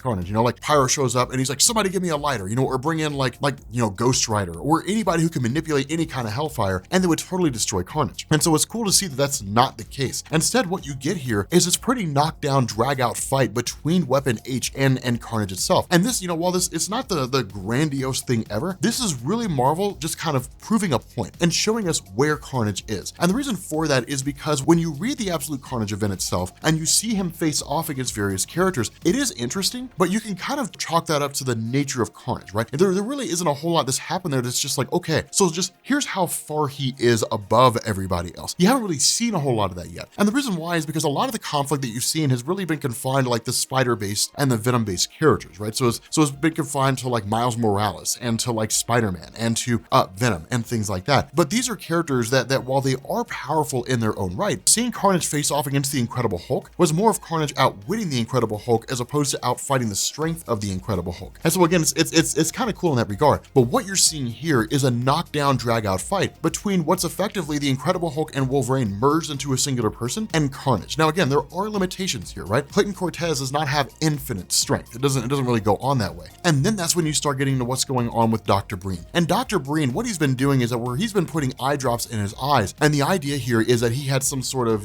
vision impairment or something along those lines, that he needed those for, hence the reason he was wearing glasses. The reality is that he's been dropping the Grendel into his eyes. And the reason why is because he said he wanted to see the world the way the Grendel does. And this is kind of a cool thing, because what it does is it basically says that like you've got the Grendel out there, this Grendel symbiote thing more or less is out there, and little pieces of it have been siphoned off over the years, and that's where the Sim soldiers come from. But essentially it sees the world in a different way insofar as it's governed by a singular ideology. And that's what Breen had picked up on. Breen had essentially gone insane. It's really what this is. Like he's absolutely lost his mind. But the idea here is that all he sees when he puts, has the Grendel in his eyes is God is coming, right? Like God is on his way here. Everybody's basically going to die. And it's essentially all kind of pointing to this notion that Knull, the symbiote god, is going to return, which makes the most sense. It's really the direction everything's going in. And Absolute Carnage would kind of be a bust if like Knull never returned, right? If it was just like, no, he's not coming back, he's just been dead this whole time, that'd be kind of a bust, right? It'd be kind of disappointing. And so it's cool to see that kind of thing showing back up here. The result of this is that because of the fact that Clayton Cortez had never actually worn a symbiote itself, and because Clayton Cortez doesn't really care, right? He's kind of out doing his own thing. He ultimately just ends up leaving Mars Team to itself, right? He's just kind of like, whatever, I'm gonna leave. And he ends up taking somebody with him and basically bailing out. And that's basically it, right? Like he grabs the stepmom and they end up leaving. It's kind of a funny thing because the stepmom hates him, but to see them kind of reconcile is interesting. But that only really matters if you're reading Weapon H, right? If you're not reading Weapon H, none of that really matters to you. It's not really relevant to you. The idea and kind of the big takeaway that seems to be coming out of this is Weapon H, it looks like Clayton may end up joining the Avengers, but that's the nature of it, right? The nature of this is that this guy's trying to go out and do his own thing and doesn't really want to be bothered with the rest of the world. He kind of wants to just stay off the radar and stay hidden. And so it would make perfect sense if he didn't, if it was just like him fighting Carnage, which is kind of a cool little thing. In reality, if that's the case, all this is really designed to do by Marvel is to get, him out more into the public eye and get people to read his comics more. But it is a cool concept, right? Because this entire conflict was basically being monitored by Weapons Plus. They were watching this whole thing go down. And ultimately Weapons Plus sees it. It's just an interesting concept. But at the end of the day, they're like, we've got other things we want to worry about, namely Weapon 30, right? Like Weapon XXX. And this is kind of a cool thing because it's like, okay, so like what other weapons are they focusing on? But the overall gist behind this is that it still continues the kind of mystery behind the idea of Weapons Plus. It continues the mystery behind what's going on with it and how all that's kind of unfolding. Here's kind of a cool thing here is this guy, this person who's overseeing it is actually just drinking from a Captain America mug, right? And it's kind of a cool thing because while you do have one of his guys off to the side who's basically reporting to him, my question, and this would be really, really awesome here, if it turned out to be evil Steve Rogers from like Secret Empire, that would be amazing. It'd be like this amazing revelation where he's basically rebranding and reworking and running the entirety of Weapons Plus behind the scenes. I would love that. Okay, so I still have a head cold, right? My throat is sore and I've got a whole roll of toilet paper, all right? Basically my tissue paper to blow my nose. I've got my Vaseline to keep my nose from drying out. You can't stop greatness, son. We are picking back up again with Absolute Carnage. Now, here's the thing, right? Like the last thing we picked up with this, like the Incredible Hulk became the new host for Venom, which was cool. It's really, really awesome to see. Like I definitely dug seeing that. The issue was that it just ended with the Incredible Hulk becoming Venom. So we had no idea what he was capable of. We had no idea what it was that he could do. And the reality of this is we get to see this play out in the next issue, like in this particular issue of Absolute Carnage. But here's the thing about Absolute Carnage. As much as the story is titled Absolute Carnage, it's about Absolute Carnage in so much as he's just the villain who's there. The story's about Eddie Brock. And that's what I really dig about this, right? I mean, of course it has Carnage and of course he's the main villain and you do get to see like a really good display of his character in terms of how he's handled by Donny Cates. But in reality, I'm not really seeing anything here from Carnage that I haven't seen before. What I like is the evolution of Eddie Brock, and nothing really shows it better than this moment that he has with Peter Parker as soon as it all goes down, right? Because with Eddie losing the Venom symbiote, he's just a guy now, and there's nothing he could do to stop Carnage. I mean, he's hopelessly outmatched against Carnage, and even with Venom, he was still struggling, right? So what little hope he had was basically gone here. Peter Parker himself, the best he can do is bob and weave and dodge Carnage, right? Like using his spider sense to try to get the upper hand, but he can't outright defeat Carnage because of how powerful he is now, right? So, but the cool thing about this is that what you end up having is a really cool, it's actually a really great reference here. What ends up happening is Donny Cates references the Jury. Now the Jury, dude, this is an organization I haven't heard of in decades, right? In a long time. The Jury was an organization created by David Michelinie and Mark Bagley back in Venom Lethal Protector number 2 in 1993 or whenever it was that story came out. And the Jury was actually kind of like this anti-Venom task force is really what it was, right? So the idea behind this was that you had a guy named Orwell Taylor. I think it was Orwell Taylor. Anyway, he was a general in the military. His son was a prison guard, and he was actually a prison guard at an institution that was essentially the Raft before the Raft. It was for supervillains, essentially. And Venom made his escape, and Hugh died in the process. And as a result of that, Orwell ended up gathering together all of Hugh's friends and creating a task force to track down and try to destroy Venom. It didn't succeed, but it was a really cool concept. And the fact that like Donny Cates is gonna reach back to like 1993 and say remnants of this group are still around, it's cool. And here's the reason why it's so cool. Here's the reason why this matters, is because what it does is it creates cohesiveness. And cohesiveness is something that oftentimes is lost when it comes to writers crafting stories, especially events that focus on a character that they're taking over, because so much emphasis is put on how they perceive the character that oftentimes like old school stuff is lost. And so it's really cool to see a writer kind of say, hey, look, like remnants of this old school stuff is important here, right? Like it's a significant thing. It matters. It's awesome to see these throwbacks. It's awesome to see these really cool moments where it kind of hits back and harkens back to really the old school stories. Now, the other cool thing here, and this is why I say like Donny Cates' handling of Eddie Brock, I think is second to none. This is the single best handling of Eddie Brock that we've ever seen in Marvel Comics. And the reason why is because he sits down and he talks with Peter and he says, I can't protect these guys. You know, I can't do it on my own. Like as a singular guy, I can't do it on my own. And right now it's just you and me, and somebody's got to protect the boys. Somebody's got to keep them safe. That's your job. You stay here, you keep them safe. I'm gonna grab some of this Jury tech. I'm gonna go out there and I'm gonna fight off Carnage's doppelganger forces as best I can. This is awesome because one of the cool things that comes out of this is literally like Eddie Brock gets out there and he's just like, all I hear is the screaming of these Carnage things. But it's almost a little bit of like a reprieve, right? It's almost kind of like Zen-like and peaceful, because he's like, the one thing I don't hear is a voice in my head. I don't hear Venom telling me what to do. I don't hear Venom giving me orders, telling me, Eddie, don't do that. Eddie, you have to run. Like, I don't hear that. It's just me. And he's like, I'm Eddie Brock. Like, I can be a hero. I'm a good guy. And by God, if I'm going to go down today, I'm going to go down swinging. Dude, it's one of the coolest moments of his character, like ever in the history of like Eddie Brock. Dude, it's so beast, because what you're talking about here is you're talking about a guy who's basically gone from like an arch enemy of Peter Parker who wanted to kill him to a guy who's now putting the life of his son in the hands of Peter to keep it safe, and is going to put his life on the line, and knowing full well he might die, get out there and take as many of these Carnage guys down with him as he possibly can. It's a wholesale revamp of Eddie Brock, and that's why I love it so much. That's why it's so awesome, because it's a total reformation of a character who in reality had this coming a long time ago. Like this really should have happened a long time ago, but it's cool to see it happen now. Now, the big question a lot of people had is, how would the Incredible Hulk with the Venom symbiote fare against Carnage? First things first, the Incredible Hulk looks amazing as Venom, right? Like, dude, he looks so beast, and I definitely want to see it make its return. But here's the thing about the Incredible Hulk, all right? We're not talking about like Doc Green Hulk, right? Like the super genius version of the Incredible Hulk. We're talking about what's essentially the Immortal Hulk, assuming that this falls in line with what's going on with Al Ewing's Immortal Hulk run. This is not the sharpest tool in the shed. Immortal Hulk and Savage Hulk, they're like forces of nature, just like punching and pummeling things, but they're by no means the sharpest tool in the shed. Battle tactics, strategies, these things are lost on the Incredible Hulk in his most pure, savage, and current immortal form. And it's kind of a cool thing to see, because when you end up having Cletus Cassidy, who's been around the block more than a few times and is by no means Captain America, but is by every means more capable than your average superhero, he gets the one-up on him like that in the blink of an eye. And it would be really easy to look at that and say, what a waste, like what a huge colossal waste. But I would say this is really designed to highlight just how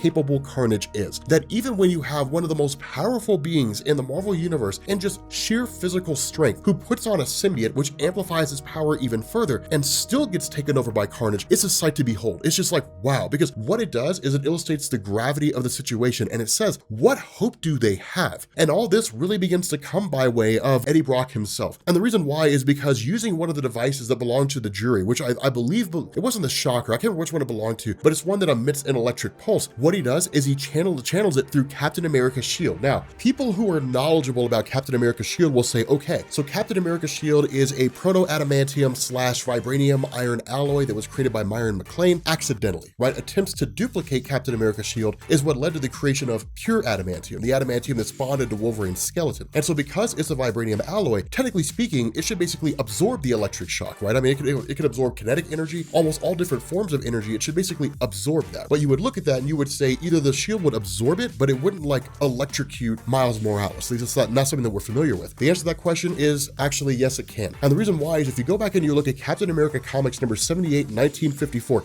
I love being able to pull out little nuggets like this because I feel like people are just like, what? Holy cow, how did this guy know about this? In Captain America Comics number 78, 1954, there was a character who was created called the Electro Monster or something like that. Marvel would reuse the concept later on when they introduced Electro in the Spider-Man comics, but this was a character who was created by the Russians for the purpose of like defeating Captain America. Now, Ed Brubaker's run, all that kind of stuff, not really Steve Rogers, doesn't really matter. The fact remains, when they go and they fire this electric shock at Captain America's shield, what Captain America ends up doing is absorbing it and amplifying it back. Now, we can kind of go with that or we can ignore it. And the reason why is because if you read Ed Brubaker's run on Captain America, basically every version of the character that we saw after the end of World War II was not really Steve Rogers and it was not really Captain America's shield. They were frozen in ice, basically. We found that out in Avengers number 4. So you can ignore it or you can go with it. You can say, well, at the time the story was written, it was Captain America, it was Captain America's shield. It wasn't until we got into the mid-2000s when Ed Brubaker changed all that. So you can do whatever you want with it. You know, you can ignore it or you can choose to go with it. I like the idea of going with it because I think it kind of makes the scene make sense a little bit more. Or you can just say the electricity passed through the shield and it shocked Miles Morales. Doesn't really matter. Regardless of the scenario, because electricity, fire, things like that are weaknesses to symbiotes, and because of the fact that Miles Morales had previously used his Venom Blast to kind of jog Eddie Brock out of being controlled by Carnage, this is basically Eddie Brock recalling that and then using it on Miles and then bringing Miles back. But this is a huge moment because we would look at this and we would say, okay, cool, one more ally to his side, now they have a chance. Miles is just like, dude, we're so screwed. And when the question is like, why? It's like, because literally like the Incredible Hulk taking the Venom symbiote, or at least the Venom symbiote bonding itself to the Incredible Hulk, and then it fighting against Carnage, the Incredible Hulk doesn't have the wherewithal to intellectually overcome Cletus Cassidy. Physically, yes, but all Cletus has to do is outthink him, and that's exactly what happens. When that time comes, Cletus Cassidy is gonna seize control of the Venom symbiote, and when he does, the Venom symbiote's gonna rebond itself to Cletus, and it's gonna amplify his power even more, because each time he takes a Codex, he becomes more powerful. And so it's just kind of like, okay, so like literally at that moment, Cletus Cassidy strips the Venom symbiote off of Bruce Banner when he like forces the Incredible Hulk to revert back to Bruce, strips the Venom symbiote off of him, amplifies his power even more, and then essentially he's just kind of like, no one can stop me now. And for the most part, they can't, right? Like by that point, with the 10-minute window that was bought by Eddie Brock in order to basically allow the superheroes to wake up from their codexes being removed, they jump in as best they can, but they're no match for Cletus Cassidy. I mean, he takes them out with a quickness. Not only that, what we end up learning from Miles is that we're the maker, the Ultimate Universe version of Reed Richards at the beginning of the story, who was basically, you know, who claimed that he was extracting these codices and then destroying them, wasn't doing that. He was actually saving them. He was basically putting them in this great big huge storage device, more or less. And so the result is that like all these codices are there. All Carnage would have to do is break into it. And so the result is that like by all standards of measurement, Cletus Cassidy has more or less won. But what ends up happening here is Eddie Brock seems to make the sacrifice to say, okay, fine, if that's the case, if that's where all the codices are, then let's go get them. And so Eddie Brock, in like this amazing heroic moment, like he's literally going through and saying all this. He's like under all the noise and under all the chaos and under all the panic and under all like the fear and all this rage and everything that's going on. Like under all of that, I can feel something that I haven't felt in a long, long time. I can feel hope. And so what he does is he literally breaks into this entire storage facility and basically absorbs all these codices into himself. And when he does, it amplifies his power up higher than it was when he was originally Venom. And then from that point, he basically goes forward and ends up chasing after Cletus Cassidy, at which point the story ends. Okay, so we are a couple weeks behind, but we are finally getting into the conclusion of Absolute Carnage. I feel like every comic book YouTuber in the world besides me has covered this.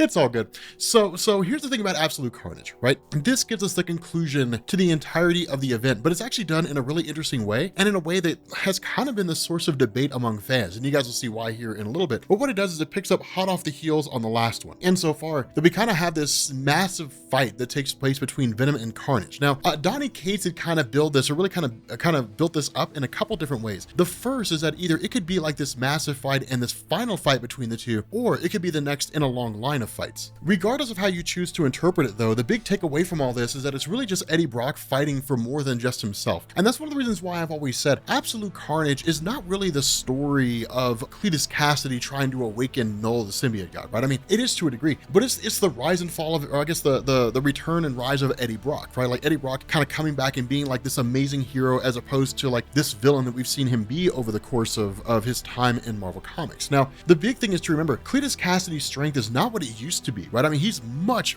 stronger now than he was before. And it's a pretty huge leap.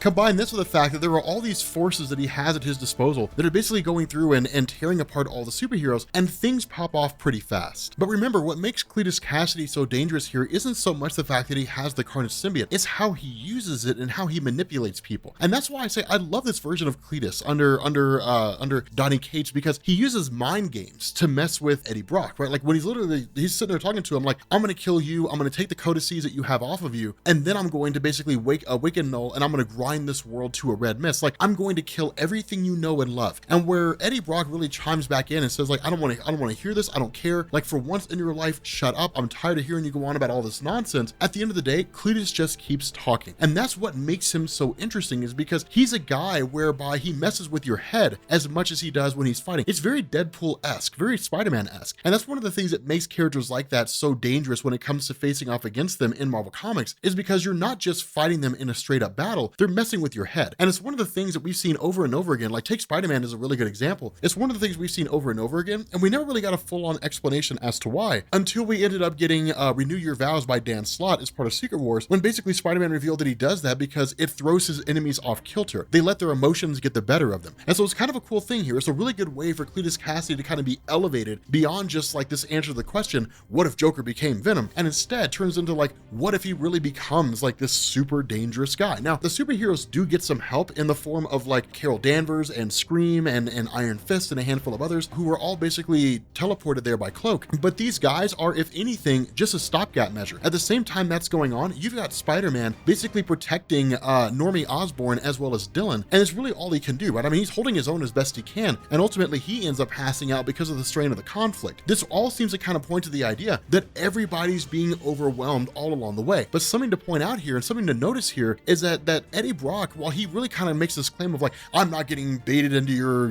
thing, and I'm not getting emotionally caught up, he is, because he's totally swept up in his fight with Carnage and isn't really thinking about the fact that like Dylan's out there by himself. Spider-Man won't be able to last forever. I need to go back there and save my son. Instead, he's totally immersed in this fight with Carnage. So again, really bringing out the human element of Eddie Brock. The funny thing about this is that Dylan doesn't need protection, because when the various forces of Carnage start closing in, suddenly Dylan sticks his hand out and just eradicates one of them. And Dylan doesn't even know how that happened, right? Dylan just passes out. And so it's a cool thing, because we've never seen anybody do that before who didn't have some kind of telekinetic, telepathic, or even, either minor or expansive reality warping powers. The ability to manipulate biological matter is not something that you see every day. And the ability to destroy a symbiote in that regard is actually pretty intriguing. The only time we've seen somebody do that is Knull, the symbiote god. It's a pretty big development here, albeit we don't know exactly how this is going to go. Now, one of the cooler things about this comes into play when the fight basically makes its way back to the doorstep of Dylan after he kind of wakes up after passing out, or at least seems to, and Cletus Cassidy finally reveals his move. And this is absolutely genius, because what it does is it basically seems to engineer a situation where Cletus Cassidy wins, right? The idea of Cletus was to gather all the codices together and then in turn awaken Knull, the symbiote god, let Knull do his thing, and just be there as the entire world metaphorically burns, right? That was the idea of Cletus Cassidy, to inflict as much death and destruction as he possibly can, and to awaken Knull to make that happen. When Eddie Brock shows up here, I guess when the fight ends up coming back here, Cletus Cassidy basically says, here's how this is going to go down, right? Like, you've absorbed all these codices that are out there, the ones that I couldn't get my hands on, you took those. You've put them all in one centralized location. So here, only one of two things is going to happen. Either you kill me, you take your symbiote back, mine comes with it, you reconnect to the hive, and you wake up Knull. Or I kill you and I kill Dylan, and then in turn I reconnect and I possibly wake up Knull, right? Like the idea is that if Eddie kills Carnage and Eddie succeeds in doing that and takes his symbiote back, that ultimately he's going to wake up Knull. Whereas if he lets Carnage win and he basically sacrifices Dylan, that there's a chance that won't happen, right? Because Eddie's got all those codices to himself. He could just like leave Earth, right? Jump into some spaceship and take off, leave Earth, and then Knull will never wake up. And it's kind of a funny thing, right? But it's a gamble in that instance. And so it's really intriguing because in response to this, Eddie kind of picks up on the fact that this is what you wanted, but then he basically says, fine, if that's how you want to be, then I don't care. Like what I care about is my son. I care about trying to keep him alive. I don't care about anything else. And this is cool because this is really like Donny Cates kind of putting us in the mindset of like a parent, right? Like what parent wouldn't let the world burn in order to save the life of their kid, right? I mean, if you were a parent who was not willing to sacrifice the world in order to save the life of your kid, I would argue you're no measure of a parent at all. And that's the cool thing about this, is because Eddie's willing to do whatever it takes in order to save Dylan. The irony of all this is that if Eddie does kill Carnage and he does take the symbiote back and it does wake up Knull, then by all standards of measurement, from what Cletus Cassidy's saying, assuming that what he's saying is to be believed, that Dylan's gonna die anyway, right? Because nobody can stop Knull because he's just so powerful. But at the end of it, Eddie doesn't care. And he does one of the coolest things ever. He literally pulls off part of the Carnage or part of the symbiote, creates a sword, cuts Cletus Cassidy in half, reabsorbs the symbiote unto himself, and then in turn, everybody else is essentially cured, right? Like Cletus Cassidy appears to die when it's just his skeleton falls down. The symbiote is absorbed back into Eddie Brock, and the symbiote immediately starts talking to Eddie and says, dude, what have you done? You've literally doomed the world. Like you're reconnecting to the hive. I can hear everybody now. I can hear all the other symbiotes that are out there. Knull the symbiote god has woken up. Like you just woke up Knull the symbiote god. In effect, Eddie Brock just doomed the world and Knull is on his way to Earth. And it's the coolest thing because what it does is it sets up the next event that comes after this. And it's a really, really cool revelation because the funny thing is that in that whole attack with Cletus Cassidy, like Eddie Brock basically shouts like, I'm not going to let you kill my son. And then of course he kills Cletus. And so when it all really begins to kind of settle down and Spider-Man goes off to do his own thing, basically Eddie's left with Dylan and Dylan's question is, did you say I was your son? And so what this does is it switches over to Venom number 20. And this is a really, really cool thing here because you would expect this to focus largely on Eddie Brock, but in fact it doesn't. What it does is it focuses largely on the maker, right? On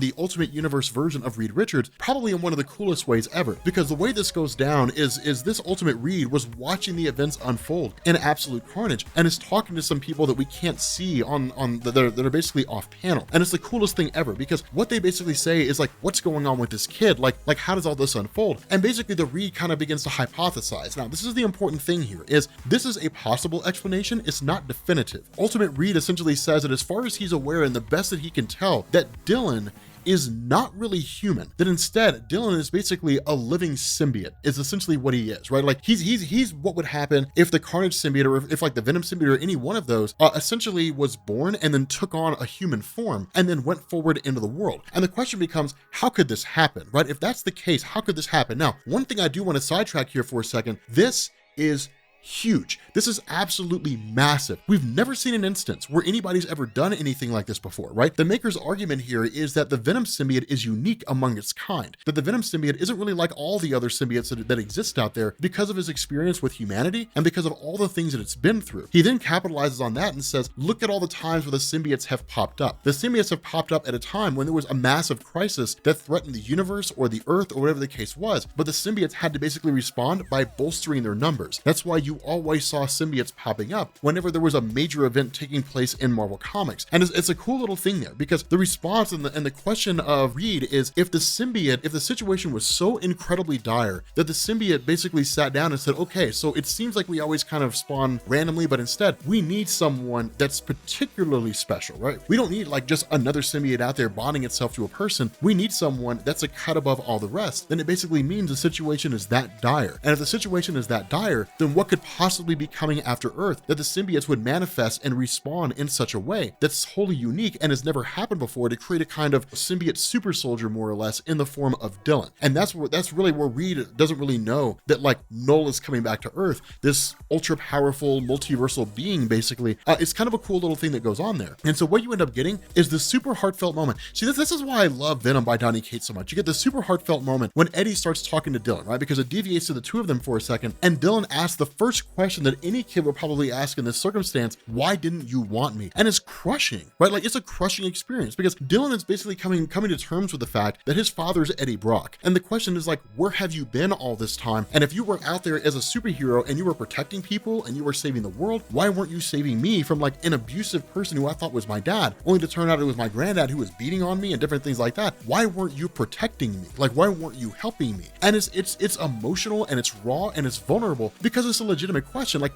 why weren't you helping me? And it's so amazing to see. This is why I love Donny Cates' Venom so much, because it humanizes Eddie Brock. It takes him away from like the guy who has a Venom symbiote and he fights people and then he gets defeated and then the story's over, right? It takes it away from all that and it turns it into like a character-driven story, which I absolutely adore. And so the response he says is, I will always protect you. No matter what happens, I will always protect you and I will always keep you safe. And so the statement is, no more secrets between the two of us. The entire time, Dylan keeping a secret from Eddie Brock. Keeping a secret from him. And so it's kind of funny because it's like, tell me about my mom, tell me about this, and just the two of them kind of bonding, which is a beautiful moment between the two. And I really want to see how that comes out. And so in response to this, we jump back to the Maker again, right? We jump back to Ultimate Reed. And basically this disembodied person who we only really see a portion of him basically says, okay, it's cool that you discovered all this, but none of this has to do with Project Oversight. So give us information on Project Oversight. How's all this progressing? And that's when we learn that what Ultimate Reed has done is he's basically constructed the bridge. Now, the reason why I say the bridge is because during Jonathan Hickman's Fantastic Four run, what had happened is Reed Richards from the main Marvel universe, the one that you guys are all familiar with, he constructed the bridge. And the bridge basically allowed him to look into and even enter other universes, right? It really made its return during the events of Avengers and New Avengers. For those of you guys who saw that portion of the story with the New Avengers run, and we were seeing like all these alternate reality versions of the Illuminati, that was them just looking through this kind of bridge and seeing what was on the other side and looking into all these other universes that were out there. But what Ultimate Reed has been trying to do is recreate the bridge for the purpose of getting back into the Ultimate Universe. Now, for those of you guys who haven't been keeping track of Marvel, the Ultimate Universe has been back for quite some time. In fact, it returned during Brian Michael Bendis' Spider-Man 2 story, which came out quite some time ago. I want to say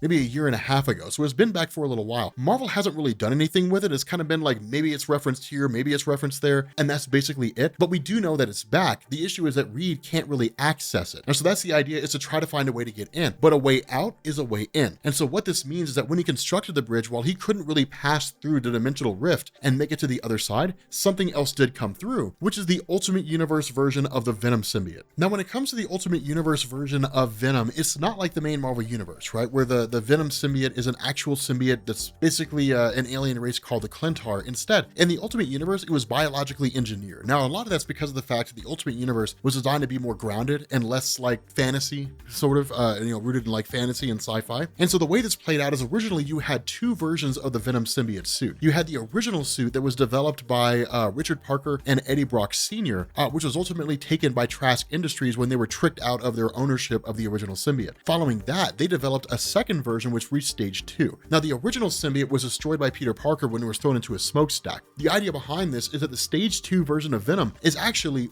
really cool. The way this works is that instead of it basically avoiding Peter Parker's spider sense, it actually overloads it. It enhances strength. It's basically a strength augmentation suit. It has insane healing factor abilities because it was originally designed to be a means to like cure disease and different things like that. So basically the person that it bonds to gets a ridiculous healing factor. They're able to overload Spider-Man's spider sense. The difference here is that because the suit was originally designed for Richard Parker, the ongoing idea throughout the Ultimate Spider-Man comics is that it always wanted to bond itself to somebody in the Parker family line. And because Peter Parker was of course the next person after Richard, it was always trying to find a way to bond itself to Peter and would actually abandon its host in order to bond itself to Peter. But basically what this means is that this version of the Venom symbiote, as it's been brought in by Reed Richards from the Ultimate Universe, appears to be partially incomplete insofar as it's just a sample of the original suit. We don't know how in-depth this sample is, but by virtue of what Reed says, because it's partially incomplete, the reason why he was trying to siphon off all those little bits of the symbiote codices in the beginning of the Absolute Carnage story was to essentially complete this puzzle more or less, to take those bits of the codices and to merge it with the Ultimate Universe Venom suit, essentially merging pieces of the main Marvel Universe Venom suit with the Ultimate Venom suit and kind of create this hybrid suit, and then in turn use that for whatever purpose he ended up